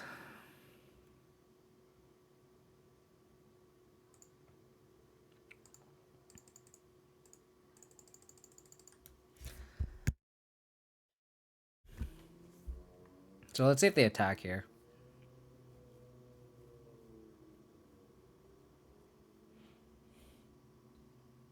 The problem is like if we spend the push on this, then we don't have a removal spell for the Yawgmoth.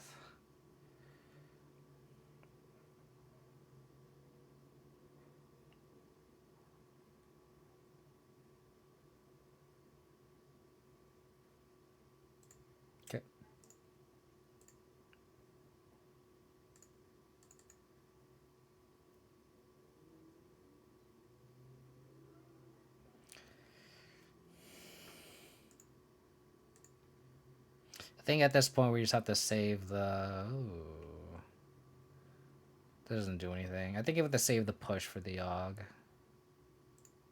So I think we'll play the Spell Bomb.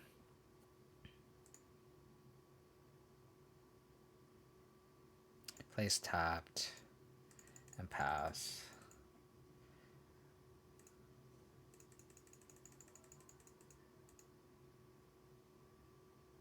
So they can chord for 1, 2, 3, 4, 5, 6. Chord for 3.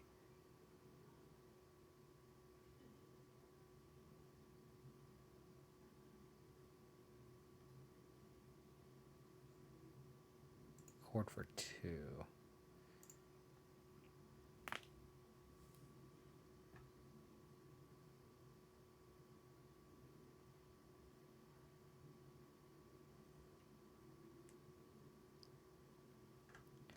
Okay. So they have Messenger, 2 unknown in hand. We kind of need a dam off the board, or off the top.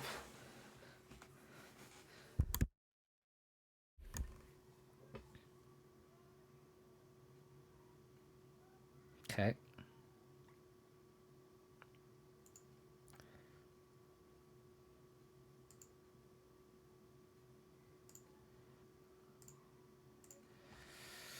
I think I'm going to fetch here.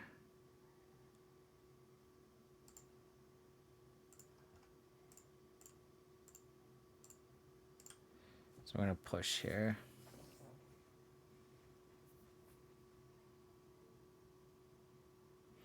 And then when they sack the Stringer Root Geist, we can crack the Spell Bomb here.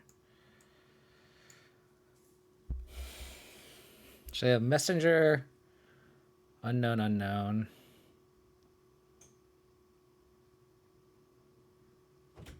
Oh, do they have a Veil of Summer here? Another chord. So, chord for 3?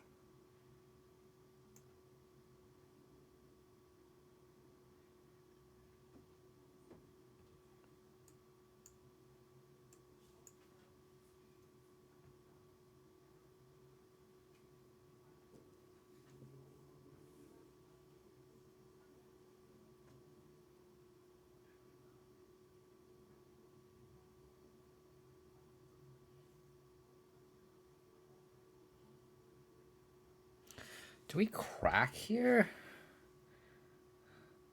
Guess we do. Because but they can get it for 3.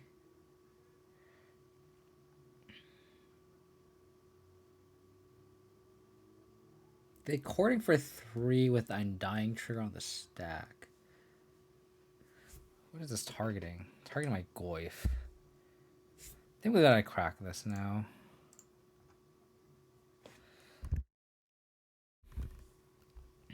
They could probably get it for 3 and then get a Grist. Oh, baby. Don't get a Grist. They could get a Endurance. Oh.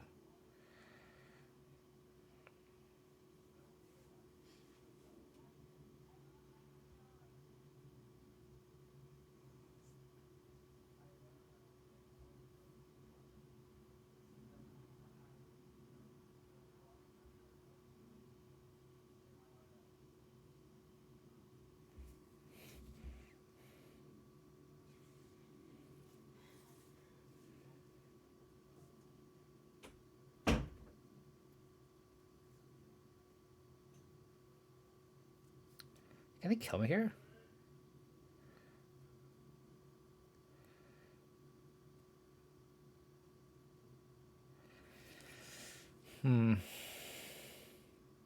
Yawg is just so good.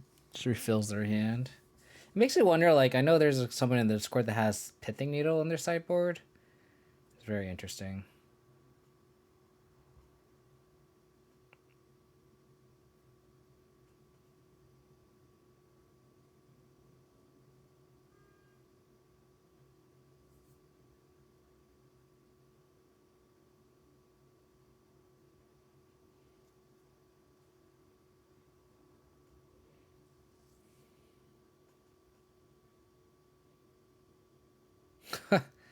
So they have a full grip.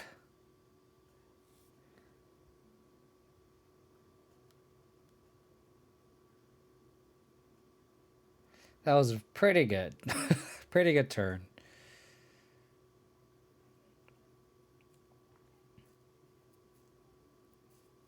That is fine.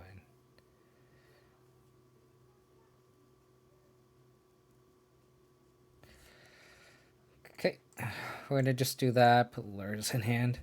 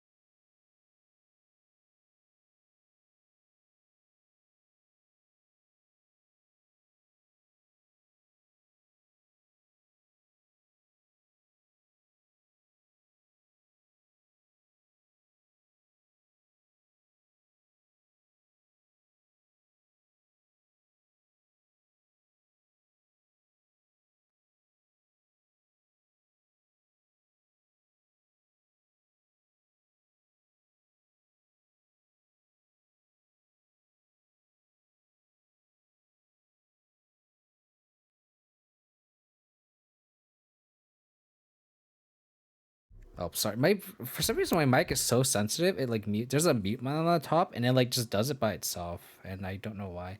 I was gonna say someone in the Discord trophied with the ignoble list and had a pithing needle on the sideboard, and they said they really liked it. So I might try that too. This hand's really awkward. This castle's awkward.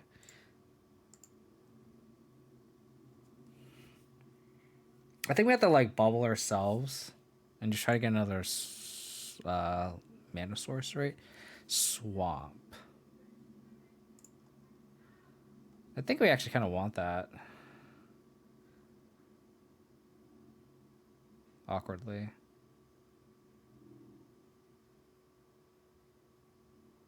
And we're just gonna try them with that.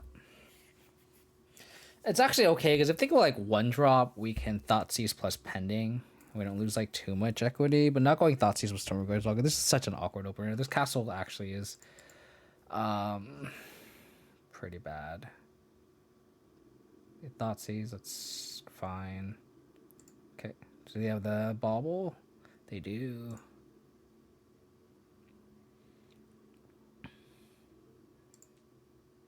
Abrupt Decay Bomb. So this is like Jund Saga.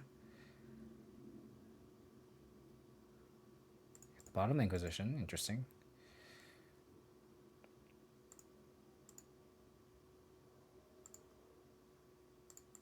So I gotta try them here.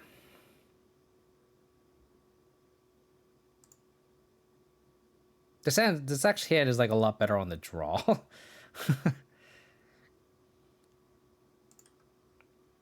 Instant Delirium.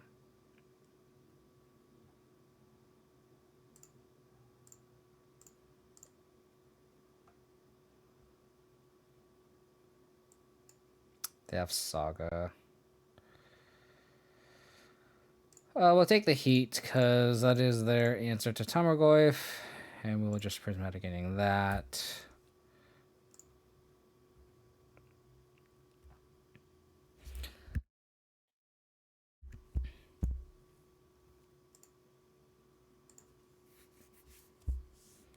Saga.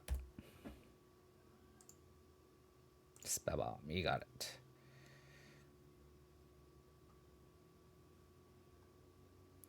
Unearth is an interesting draw. That means if they have an answer to either a Lurrus, we'll just go if we can unearth. Them cracking is good. Because that just means that these construct tokens aren't going to be that big for right now.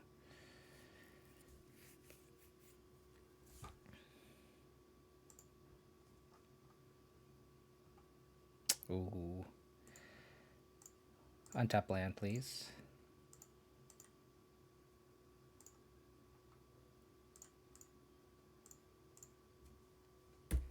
Untap land one time. So they make 3/3 constructs.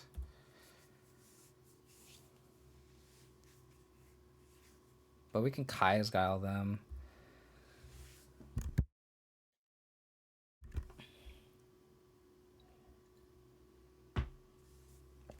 What are they gonna tutor for? Is this like, are they gonna tutor like Lantern? Oh.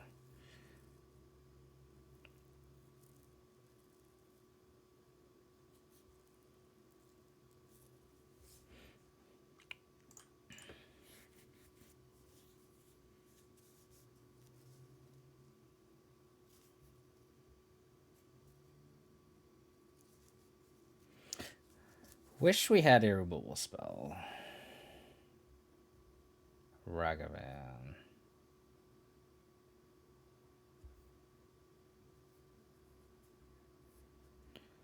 We could Turak them.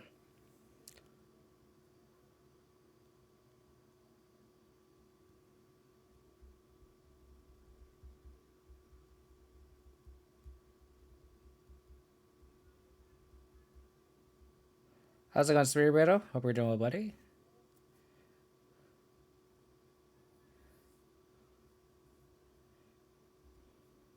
I kind of want to Turak them here. Is that weird?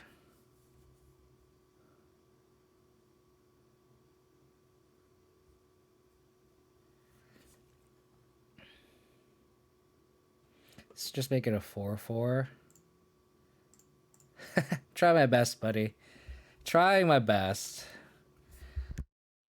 We just got destroyed by Yawgmoth last round, but we beat Burn in like this like Sultai Fairies deck, which is kind of funny. We're just gonna Turak. It's the most mana efficient play that we can do here.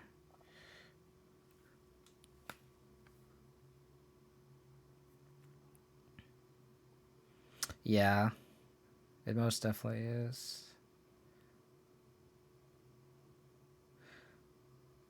I think we're gonna just attack with one Goyf.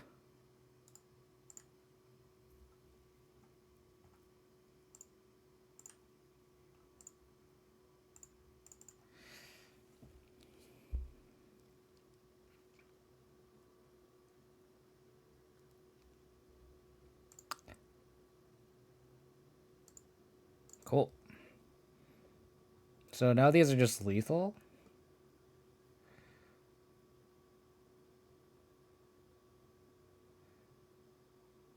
I wonder what they'll equip. Oh. Getting Saga back then?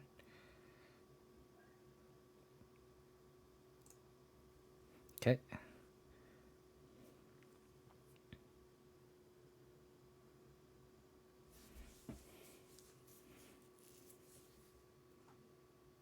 Okay. How about a removal spell? Prismaticating, Fatal Push, all of the above.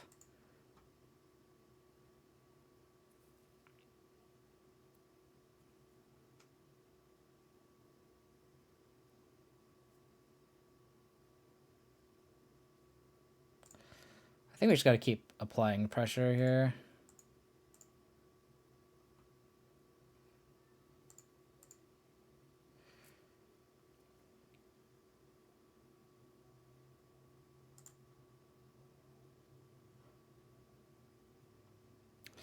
Just mono Goyf aggro here.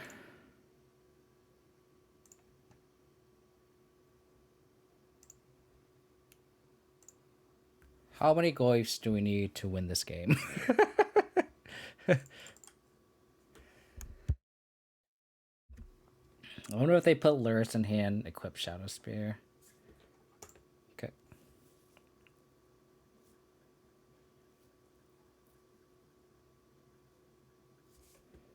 Okay.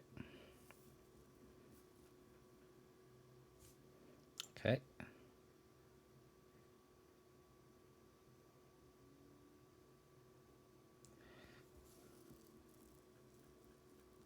There was a lie where I could have like unearthed the Turak just to have another body.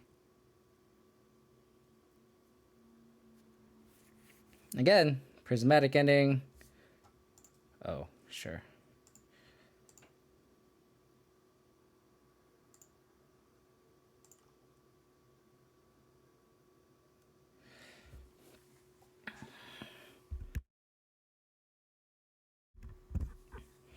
So they go to 7.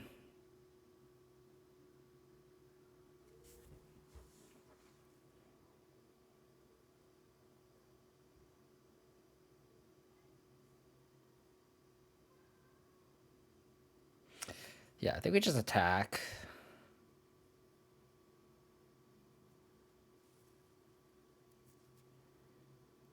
Sack, exile. 7. Yeah. So they just die if we do sack, exile, graveyard. They go up to 7 and they just die. Yeah, so let's just do that right now. Oh, but then they don't... The Goyfs don't get big, though. So if we sack, they go to 9. Oh, but they just die. They just die anyway. So sack, make a 1/1.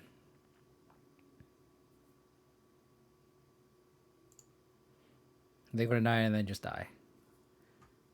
I need to do math.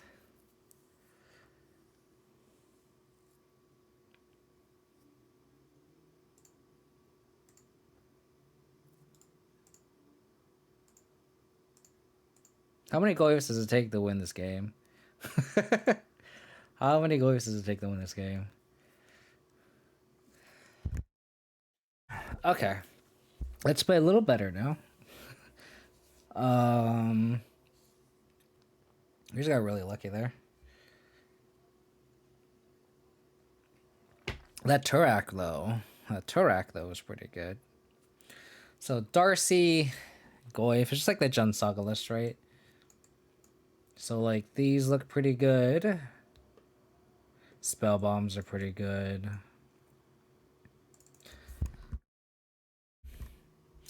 So maybe cards are like the Vindicate, the Outland Liberator, and like the third Dam.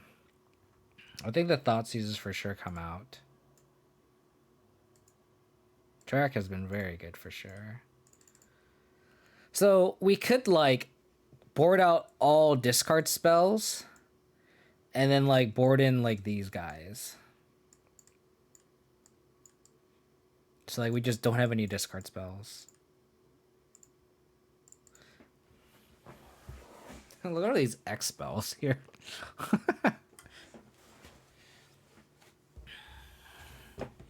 We are kind of soft to like Ren and 6. Like I guess we do have like Prismatic Ending and then Abrupt Decay and Engine Explosives if need be and the Vindicate, but like they going turn 2 like Ren is pretty bad. Did we say anything that Vale gets though? It's like Unholy Heat and Bolt, right? I don't think. I mean, I guess they have discard spells, but like I don't think it's worth having Vale just for discard spells. Like if they had Fatal Pushes, then yes. But I think if it's only discard, I don't think Vale is worth it. Especially on the draw. On the play, you can have an argument, but like I don't think they're on Grist. They had Lurrus in hand, or Lurrus as a companion, so they don't have Grist. I think we're just gonna roll with it like this. We are like, so like if they go like turn one whatever and we go turn two, turn one Hexdrinker on the draw and they go Ren and 6, we're just so dead. But we just gotta hope that they don't have like a Ren and 6 hand. This hand doesn't really do anything. These just don't do anything. I think we're gonna keep though. We can bobble the way out of it.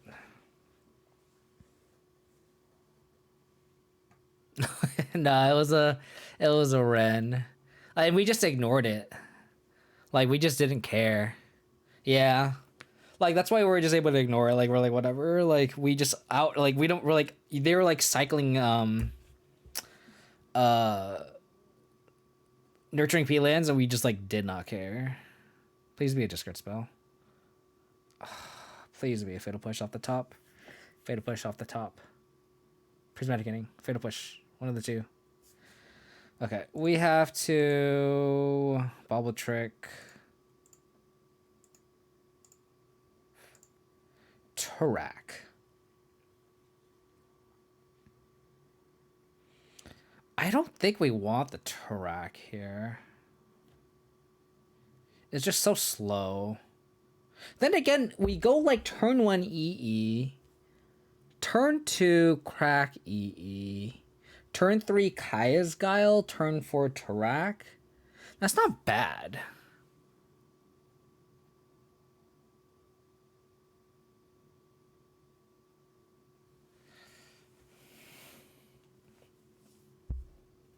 And we're gonna have to E on one anyway. It's like, the thing is, like, are they gonna empty out their hand? Which I don't think they will by the time we get to Turak, right? So I think let's keep the Turak. One of those rare instances where I kind of wish they didn't mulligan because we want to get value out of this Turak, right? It's kind of funny.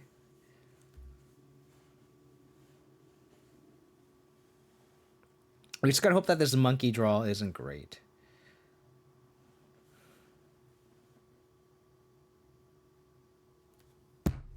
They hit Abrupt Decay.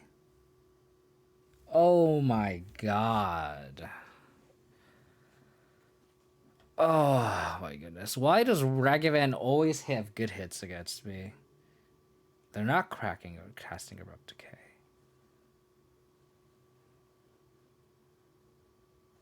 I'm kind of glad this is on Moto and not in person, because like I think that like I guess it depends on how disciplined I am and like how focused I am in paper. But like I think if I like showed that emotion that I did in paper, I think my opponent would just 100% slam the Abrupt Decay on the engineering explosives.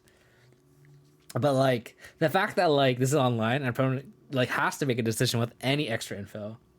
And this is one of those things where like in paper versus online is kind of a huge deal, right? Because like that information where like that body language of like, oh my god, I just, you know, oh thank goodness. God, do I want to play one Veil of Summer? I think I want to still push in case they dash a Ragavan, right? So let's do this and just pass. But it's just like, it's just, those are the cool things I like to think of, you know? Like the difference between Moto and not Moto.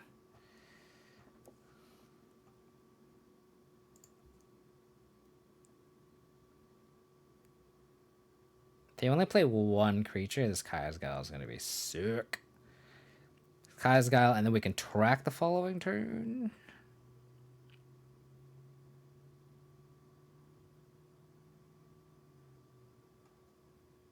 Oh. Gonna play another one? Oh. That one's not too bad. That one's not too bad.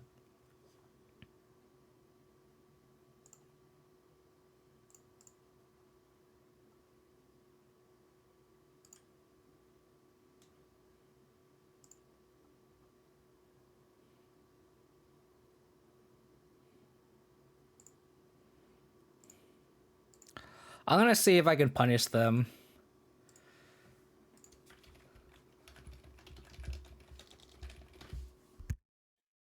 Let's see if they do this first. Like, they activate Rend first. They don't.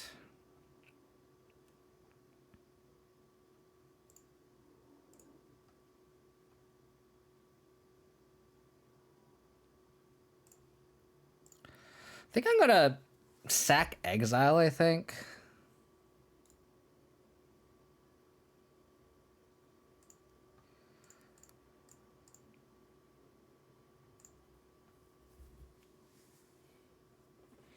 And then hopefully they put Lurrus in hand.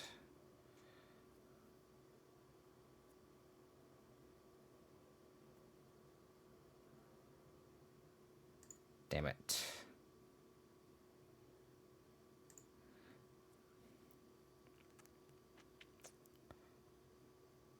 Stop it. Damn. Push isn't bad. I think we're gonna put Lurrus in hand and then push the Goyf, I think.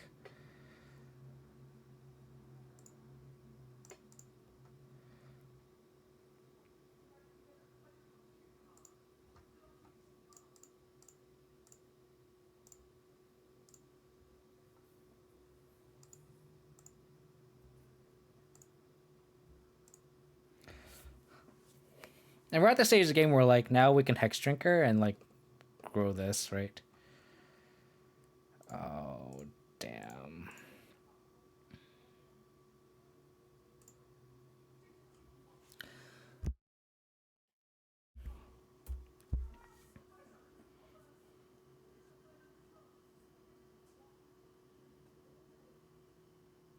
Well, at least our hand is Thoughtseize proof.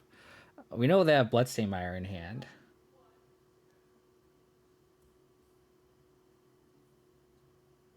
So we can unearth the Lurrus.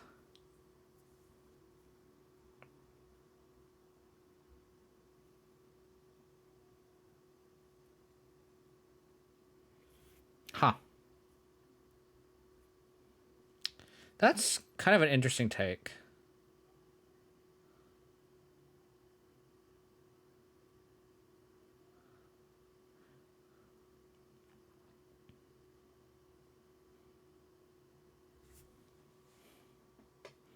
They put Lurrus in here, we're just going to track. So they're probably waiting a turn until, like, a turn where they can play Lurrus and then get value out of it, right? But that's a long wait away from now. It's a long ways away. Because now we can, like, them not taking the unearth means we just unearth the Lurrus, bring back EE, and kill the Dragon Race Chandler if we really wanted to. Or we can bring back Bobble, but, like, I kind of like just bringing back the explosives.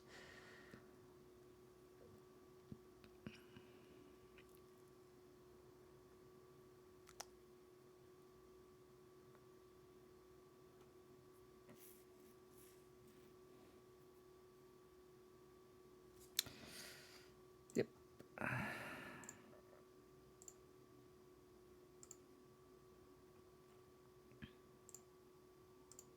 So they have one turn to draw a removal spell. And we'll just do this now so they stop getting value out of the Darcy.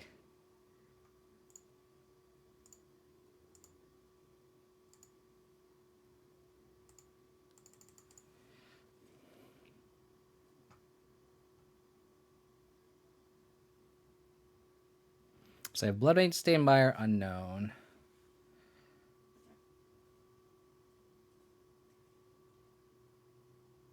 Okay, they played the Bloodstained Mire, so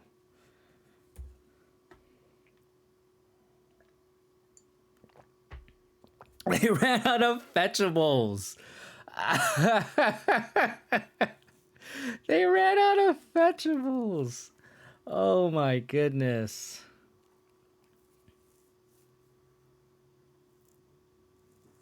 Sure. So they have Swamp in hand. So you're telling me is this EE right here is very good. Is that what you're telling me? Is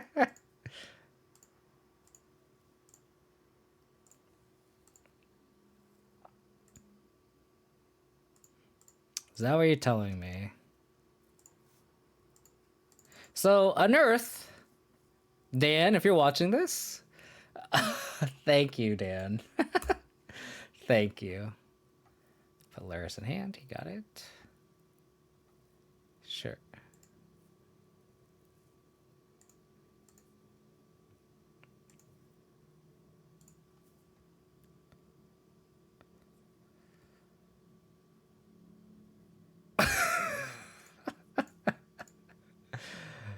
Oh my god.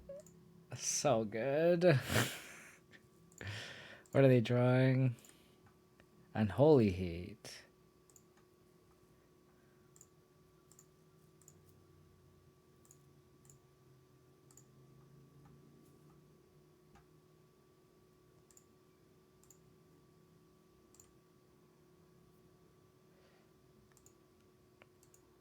Which one's that one, Lord Michael? I'm not. I must just not be aware of the card that you're referring to. So they have Unholy Heat on top. They definitely can Unholy Heat the Lurrus.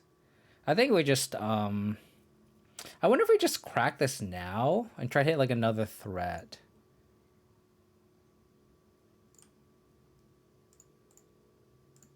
Just so like they just die. If we drew like a Tarmogoyf or something, not so lucky. And I don't want to like lose a top deck Hologon's command.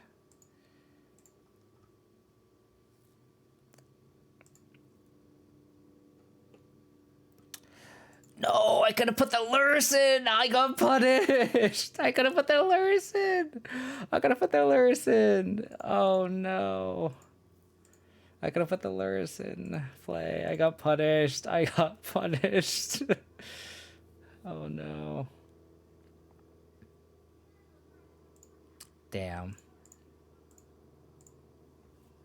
Well, you're just gonna do this.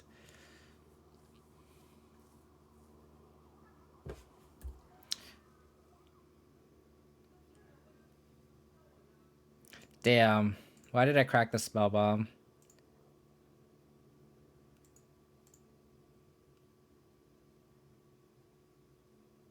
I thought they didn't have it in hand. I thought they had no cards in hand. Otherwise, I totally would have clicked it. Oh, I didn't have green. I didn't have enough black mana.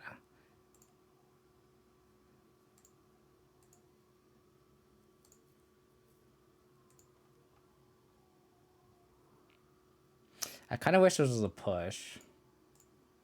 So then we could have recurred it.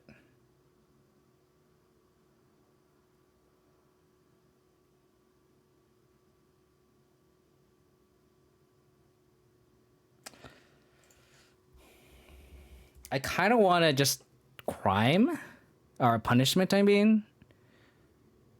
Just because I want to save this for a Ren and 6.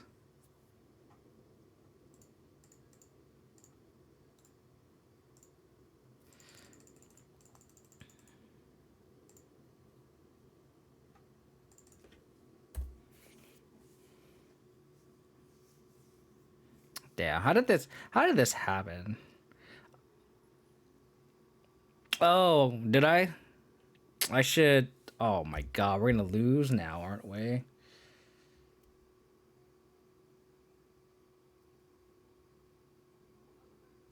God bless.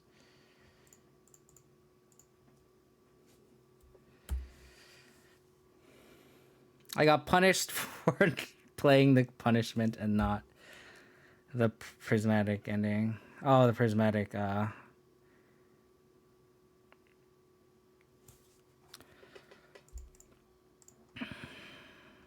we need an instant speed removal spell there. Grace, every time you come in, I, like, lose. It's actually, like, really annoying. I'm not gonna lie. I got punished. God, every, like, line I'm taking, I'm getting so punished for it. Like, I'm prismatic ending instead of the Darcy, and then we could have, like, punished everything away. I was debating if I should, like, let them have Ren and 6 or... Like, it's Ren 6 or Saga, right? God damn it! Now they're gonna get Shadow Spear, but we have the answer for prismatic or with prismatic ending, right?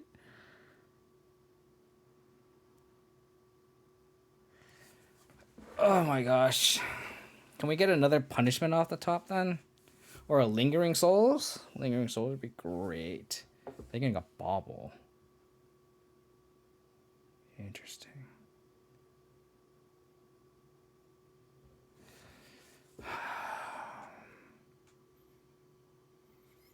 They're gonna start looping sagas now. Oh my goodness. We need punishment one time. Or fatal push.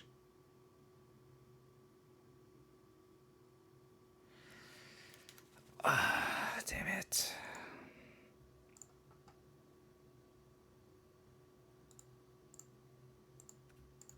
Well, we're gonna prismatic again, then they'll run in 6. Because we can't let them keep looping sagas. So I played around the Ren in 6 that turn.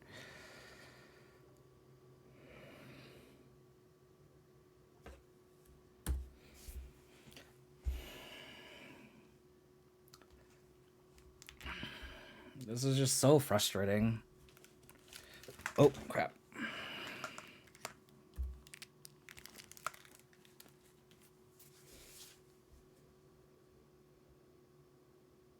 They have no more fetchables. It's funny.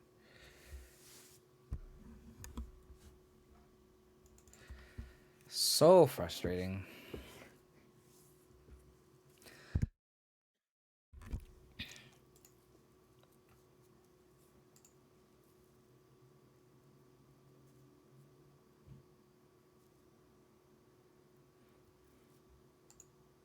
Pirate Spellbomb. Did they board out Shadow Spear? Hey. I have this match and then another match after.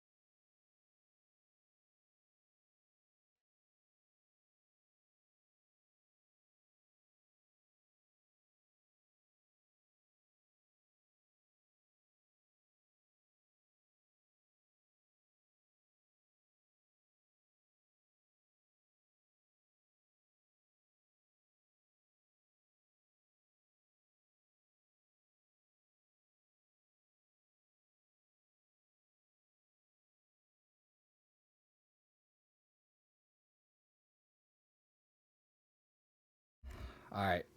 I think we have to just... Okay. I figured we had to just keep pushing damage here. That's why I took that line. Wait, I swear we shuffled that away. I swear we shuffled that away.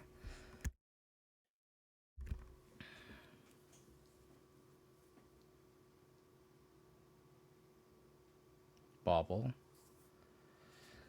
Oh my god, they had another Saga.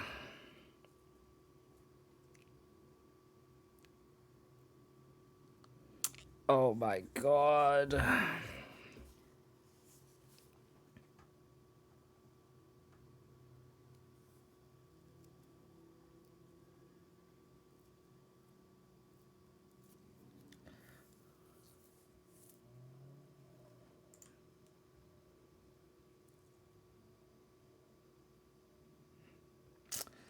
little slow, deck. A little slow.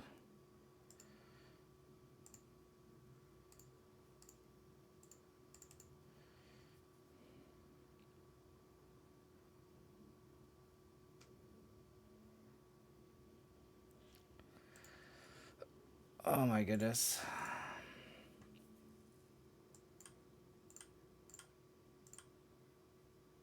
Please. Lingering Souls.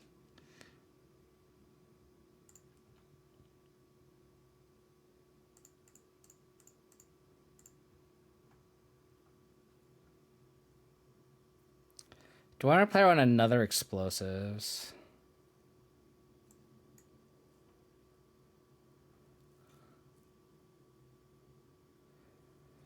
Oh, do I want to play around another explosives?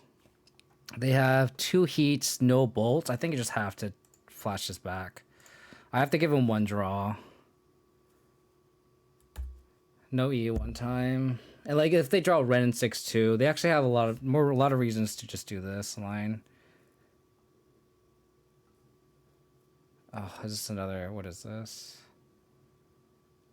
Yeah, I don't think they have 2. This is another crime punishment. It's weird that they brought that in against us. I guess it makes sense.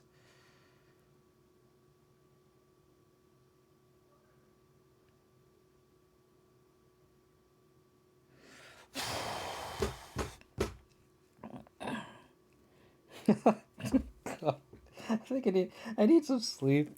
It's just too late for me. I think I'm getting like kind of cranky from like it's like past my bedtime. That's why I don't start streaming at like 7:30.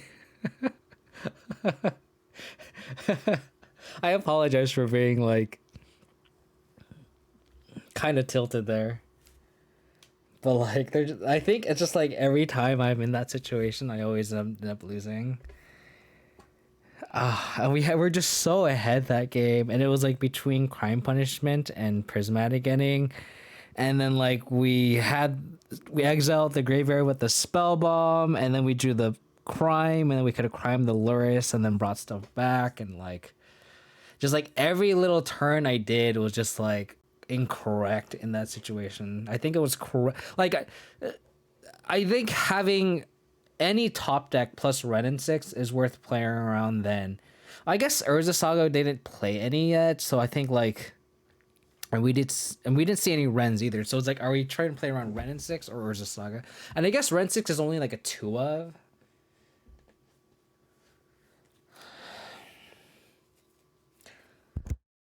I guess Ren 6 only being a 2 of, and then like Urza Saga being a 4 of. I guess it would have been correct too. Crime punishment. Yowza.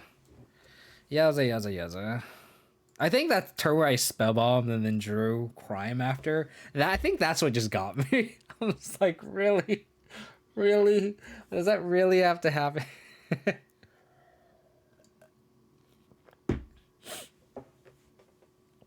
Just funny. Well, we went 3-1. Grace, if I lost that match, Grace, I would have banned you from the stream. You would no longer be welcome here. This curse is hitting me way too hard and is making me very frustrated. Like we were like 2-1, like easily won. Let's do it. Let me look back at the VOD.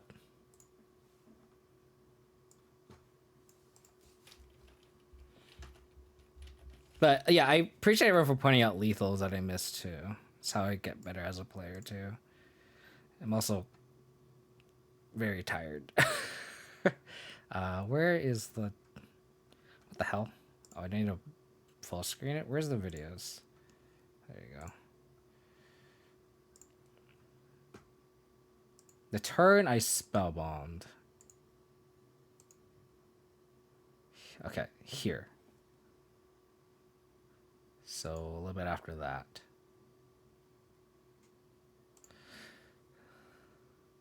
Oh, no. Dude, I like when people point out the things I miss because that makes me better as a player. I think people getting mad about pointing out mistakes is just not the good way to approach it. So here, I don't understand. This turn, right? This is a turn where I damned. I didn't have enough black mana for Tarak. Is this the turn that you're talking about, Spirito? Where you spellbombed, you had the lethal. Is this a turn I spellbombed? Yeah, I didn't have enough black for Turak. Yeah. And I definitely damned the Lurrus before I... Yeah. No, no, no. It is... Don't say you're bad or anything. It's number one, Moto is not very... what's the word? It's hard to see things. Like, when I watch streams and stuff, like... When you're not in it and you're not like this close to the monitor and you're like watching, it's like hard to see sometimes. But yes, like I definitely didn't have enough black. Otherwise, I definitely would have Tarak there for sure. Especially because they had the heat on top, right? So they needed heat plus removal spell on the Tarak or they would have died. So you're right. You're right. That would have been 100% lethal there. If I had that another black source. So if like that Temple Garden was like another Godless Shrine, like that would have been lethal for sure. And I would have done that play because I had one card in hand. So it would have been a 3-2 for sure. So, and then we just like hold up the spell bomb for forever to play around Kolaghan's command. Like we don't aggressively crack the spell bomb. I don't think ever unless they go hellbent. Like I just 100% play around Kolaghan's command. Like don't crack the spell bomb, unless like our backs against the wall and they somehow like answer both our threats and then like they slam a Tarmogoyf for something. I still think I like wait maybe a turn or two because I do not want to get got by Kolaghan's command. But look at all these games we're winning. When we were winning, we were 2-0. It feels good. All right, it's gonna take forever. I'm gonna use the bathroom real quick. I don't want to be like holding my bathroom another long match. I'll be right back. Give me like literally like 2 minutes. I'll be right back. Grace, you can leave though. You don't have to stay.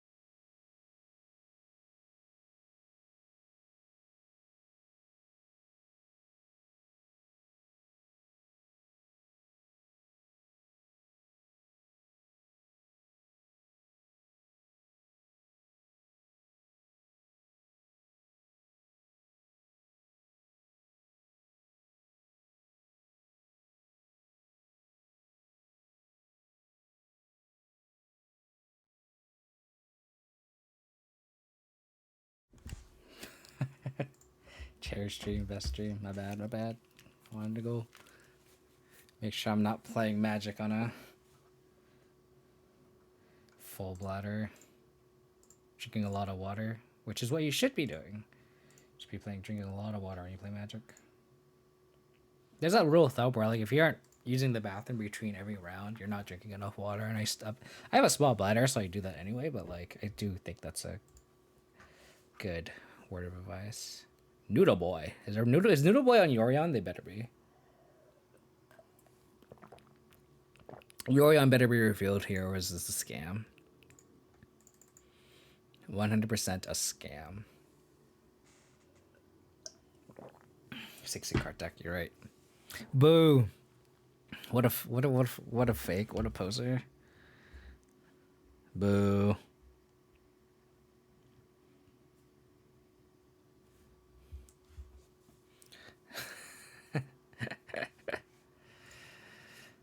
Lurrus.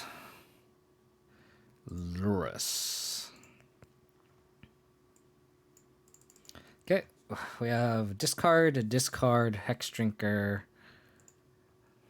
This is what I really like about this version of the deck, though. Oh, we're against Hammer. God damn it. Is like, we could do stuff like this. Like, we just... Okay, sure. Like... I'm gonna play one drop on my own. All our things cost 2 or less mana, so it's just so much more mana efficient. This is like my main draw for this version. Okay.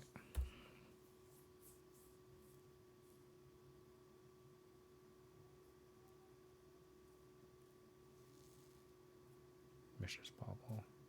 Okay. So, well, their opener is not that great.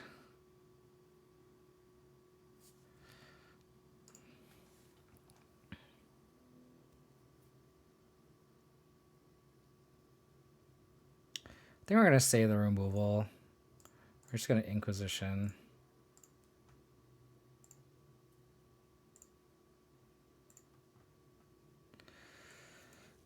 Double Pure Steel Paladin.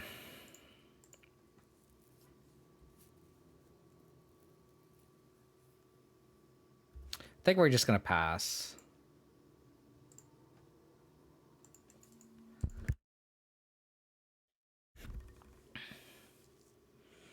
So if they go Pure Steel plus Hammer, that really sucks. Clearing. Probably save the Thoughtseize for the Lurrus. They play the drum. Okay.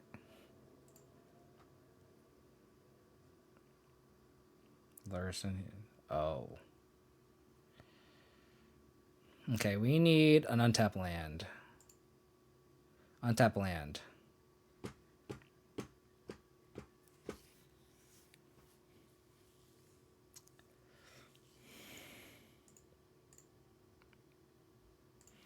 We have to do this.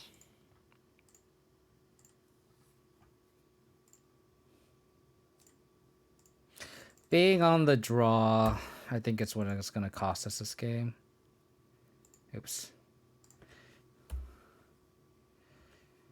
Yeah, being on the draw is just going to cost us this game, I think. Because we can't, like, effectively double spell. And we can't let them draw cards at this point. They put Lurrus in hand right now, and that's their turn. They don't play a land here. So if we draw a land here, we are back in it. I will gladly trade here. That is such a good trade for us. Land. Please, deck. I love you. You're the only deck I play. I only play you. I am the only person that plays you. You have to give me a land here, untapped. Has to be a black source or green source. That is not what I asked for. We take the Lurrus. They have another Pure Steel Paladin. That's pretty awful.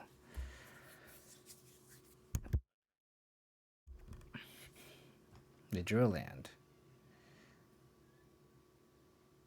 Okay. Stoneblade just never draw another equipment. is that the plan here?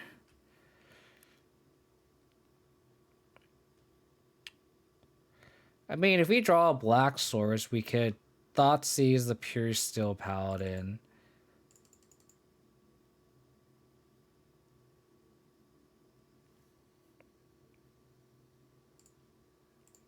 I think we're gonna block here.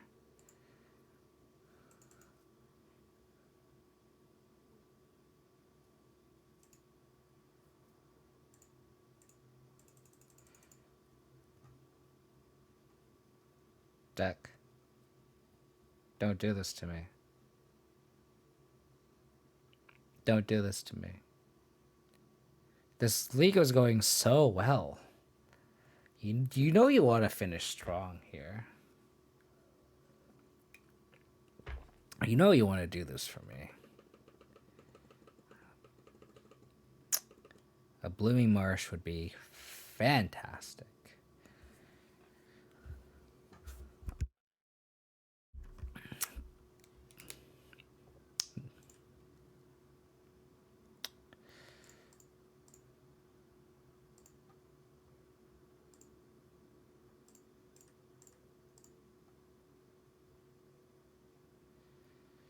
We just drew all of our Thoughtseizes.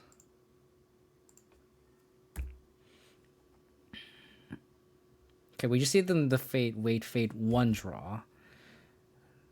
No hammer. We could Prismatic Ending the Pure Steel Paladin. And then we just like, we actually stabilized.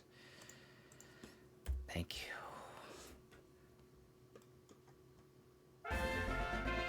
Whoa. Really? That's an aggressive attack. Oh, Alaska, thanks, buddy. Really appreciate it. Really appreciate it for the Prime sub. Thank you so much. Wait, is that right? Turn into a rapper, Alaska. I appreciate it, buddy. Thank you.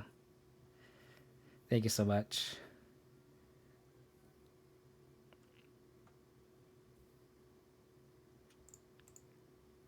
So you're saying there's a chance. You're saying that there's a chance. You're saying there's a chance. So, yeah.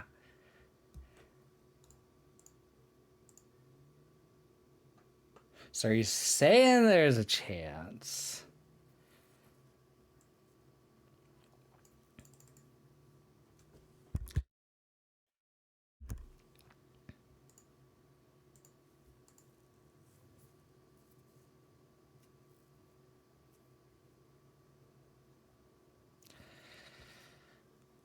If we come somehow crawl back out of that, that's crazy. Think it looks good? Yeah, this deck has felt pretty good. All the wins we had were 2-0-2. And the loss we had was against Yawg, which is a pretty bad matchup for us. And it makes me wonder if we should have like a Pithing Needle for that matchup. And we could also just have it against like Control too. Nicknamed Teferi. It gets answered by like a little Teferi and stuff, but it's not nothing. I don't mind just like shock lands and I can just like play them. So that I just have like mana ready.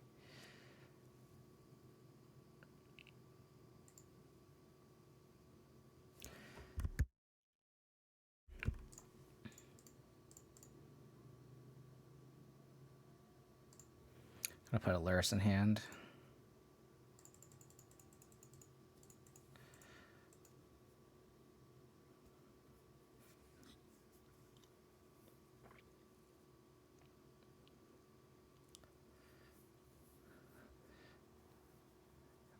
Bring back Rhinos for F&M today? Nice.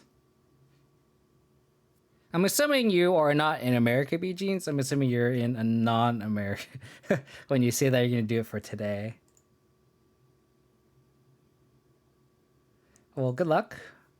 Hopefully your tournament goes well. Germany, yeah.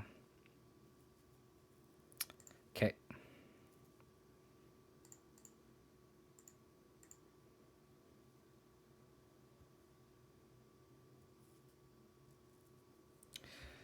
So this is fine. Now we just go like Lurrus, bring back Hexdrinker, and then we just start attacking these Goyfs.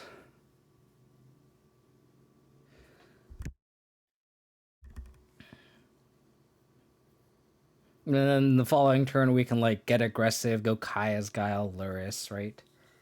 So like if they like draw a hammer, we can just chump with Hexdrinker, it's fine.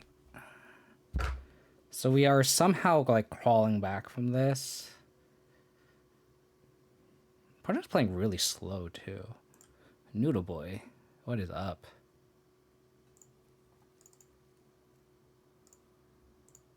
Just gonna get Triumph here.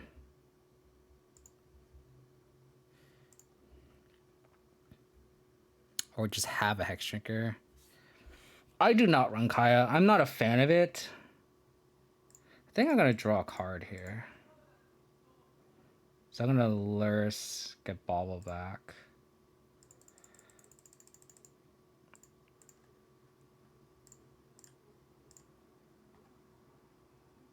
Shadow Spear. Good to know. Because now we just leave Tarmogoyf back. Good to know. Thank you, Mr. Bauble. Thank you very much.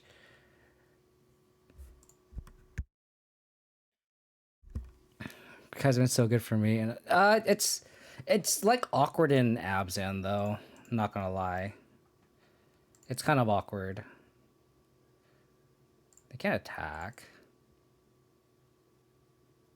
Like, I feel like it's better in control decks than it is in Abzan. That makes sense. I think we bobble and just get information again. And just try to draw into more removal, I think. And then now we can start like activating these castles for Urza Saga.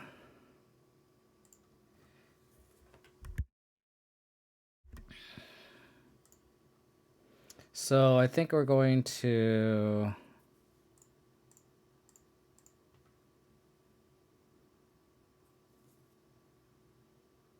Voidwalker, make them sack.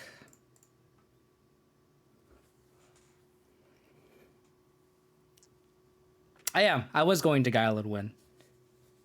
I just wanted to be thorough. I wanted to get all the information with the bauble. But my plan was...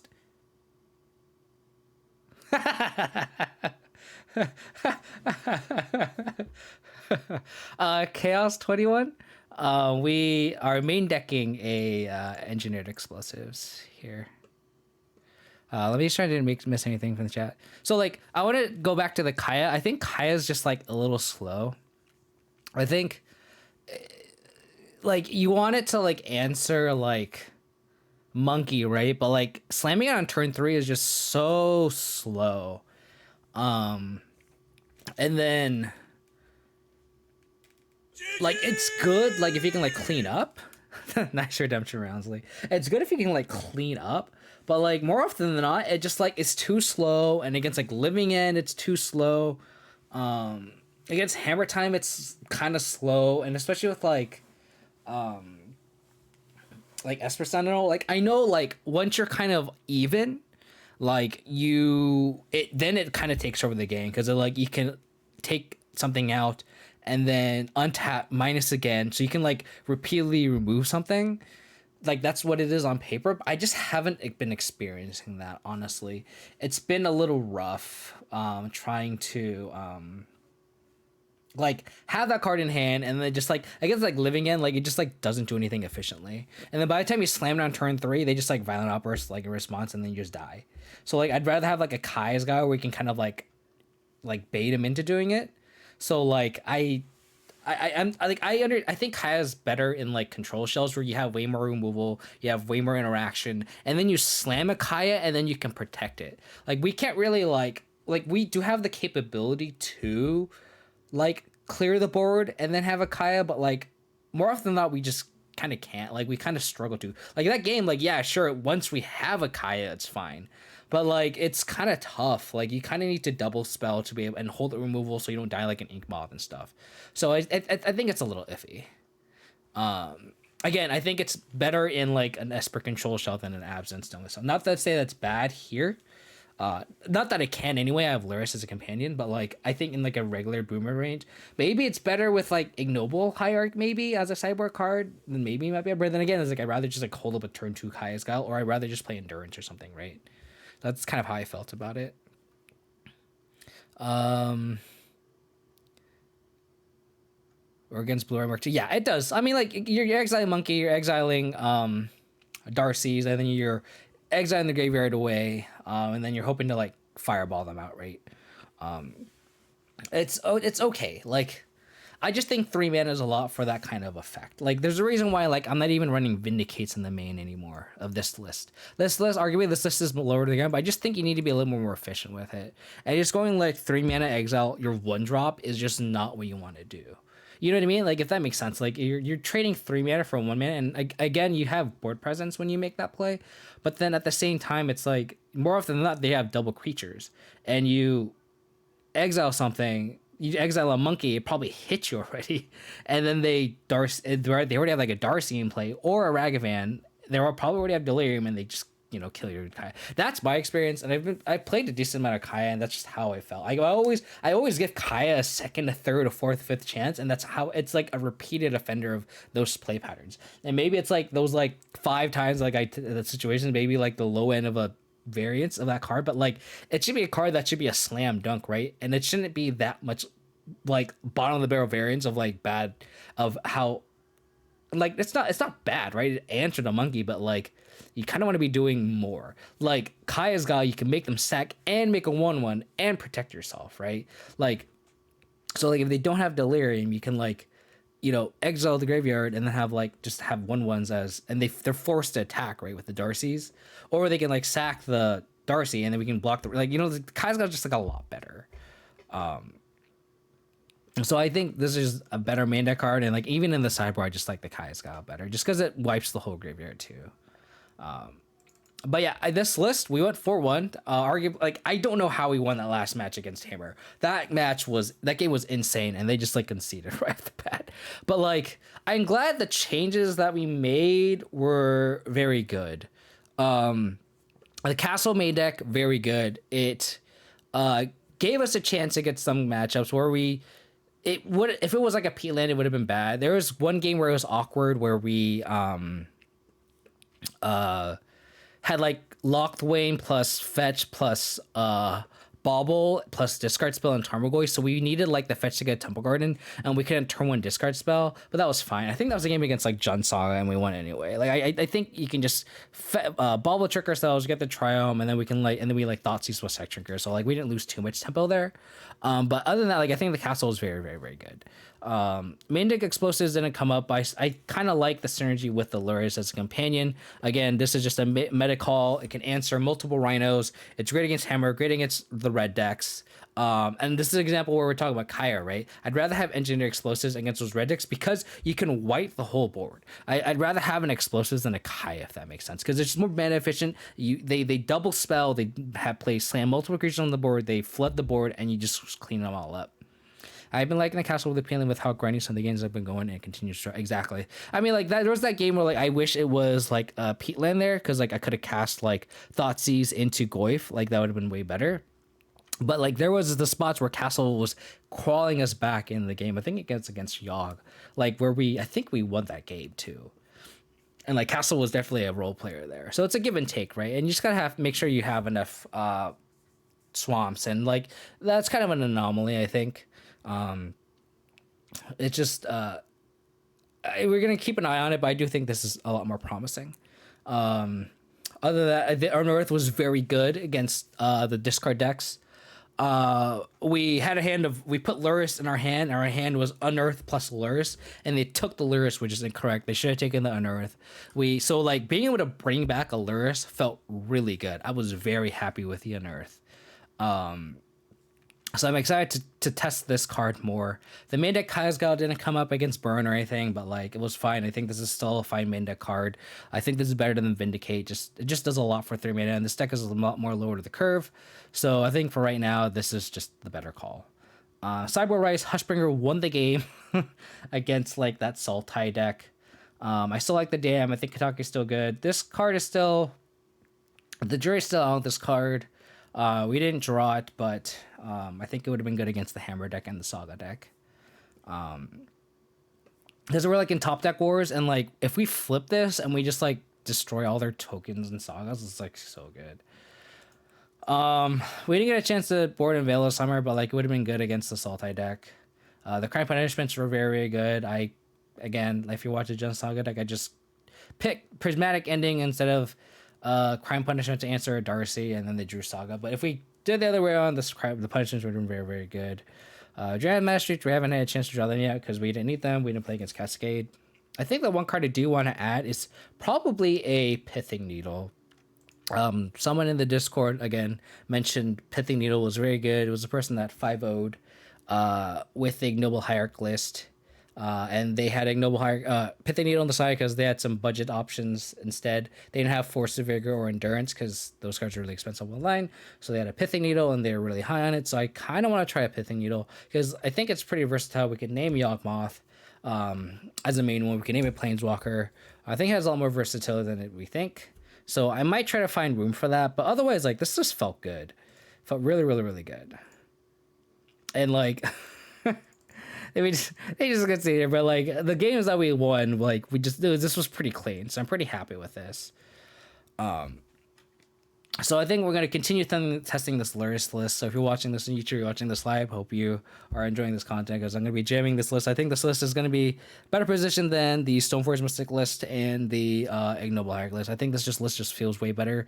I know the Ignoble Hierarch list, you have a higher ceiling of just like being able to double spell, maybe turn to Liliana, but like late game is just like a poor draw. Versus like that Hexdrinker, like we just like top deck a Hexdrinker, level it up to Pro Instance, and then just gave it and like and just made it into a Progenitus the turn after and just won us the game. So this is like you could have that lower to the ground kind of feel, but not have dead draws late game, right? And like here, like this actually traded against a Sentinel against that match against Hammer Time. So I like how like if they go Sentinel on turn 1, we can slam a Hexdrinker on the draw and not. And like the argument is you can slam a Hierarch, but and then you can double spell from there. But I like having the Hexdrinker so then you can actually like block the Hesper Sentinel and not lose that tempo of like, oh, I have to, like getting taxed, right? Hammer Time just jet. Yeah, that game was insane. That was like a great game, and they just conceded. I was really happy with how that game turned out. Like we were like at such a low percentage to win that game, and we just crawled back and somehow won. That was crazy. I might break Grist, I will say E is so essential, so minus Vindicate plus E would be something I would suggest, but I would agree the deck are quite different. I think you need a Vindicate because I think not having an answer to like a Resolve, Jace, Teferi, or Murktide, I like having just a one of Vindicate that can answer all of those. I kind of want this to be like a Maelstrom Pulse because then we have outs to Crashing Filth for Rhino tokens. So like that way you can like clean up everything, or you can answer multiple Darcys, right? So like I was actually like wondering if this should be a Maelstrom Pulse, but I do think this is kind of vital in the sideboard just so we can board it in and have something like our answer against Murktide is just like 1 Dam and then 2 Guiles and hope they don't have another creature. So I think having a Vindicate post board along with the second Dam I think is good. If you want the second E, I can imagine this Crime Punishment being the replacement, but I think the way there's so much Saga now, I think this is just better as a 2 of, and then just have the explosives main. I mean, if you want the second explosives, it could just be the second Crime Punishment. Yeah, exactly. Like you have like Engineer Explosives, Prismatic Ending, Fatal Push for like the little monkeys and Darcys, and then you're hoping this Kai's Gal or Dam can answer the Murktide. That's the game plan, but often that doesn't really play out that way. I guess that's for all those cards I sort of have covered with Heat and Terminate. Yeah, it's different decks, right? And like you can answer. I'm assuming you have like 1 or 2 Terminates, right? Hands on needs a Terminate. We need like, oh my god, what's that card called? Fracture to hit everything. We need Fracture to everything. So, oh, there's actually Lord Michael, I don't know if you're still in the chat, but I know you suggested this card over Unearth. But like the fact that Unearth is 1 mana is so clutch here.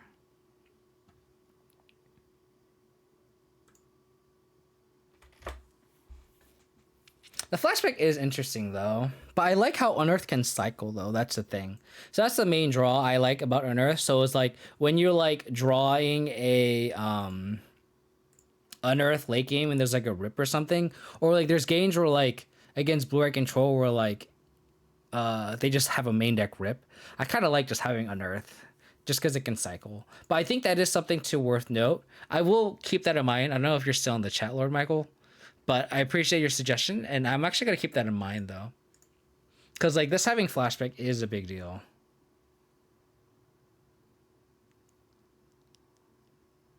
Actually, this is actually pretty good. The flashback is a big deal.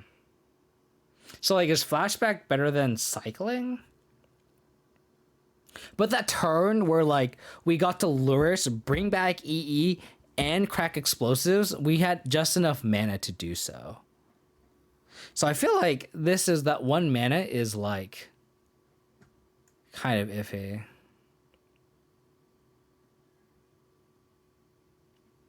I guess. I mean, like, I kind of like it because then like we can like bring back a Void Walker aggressively, and then like if our Lurrus dies, we can just flash it back. So like I don't think that clause is too bad. Because it's not like we have another way we recur things, right?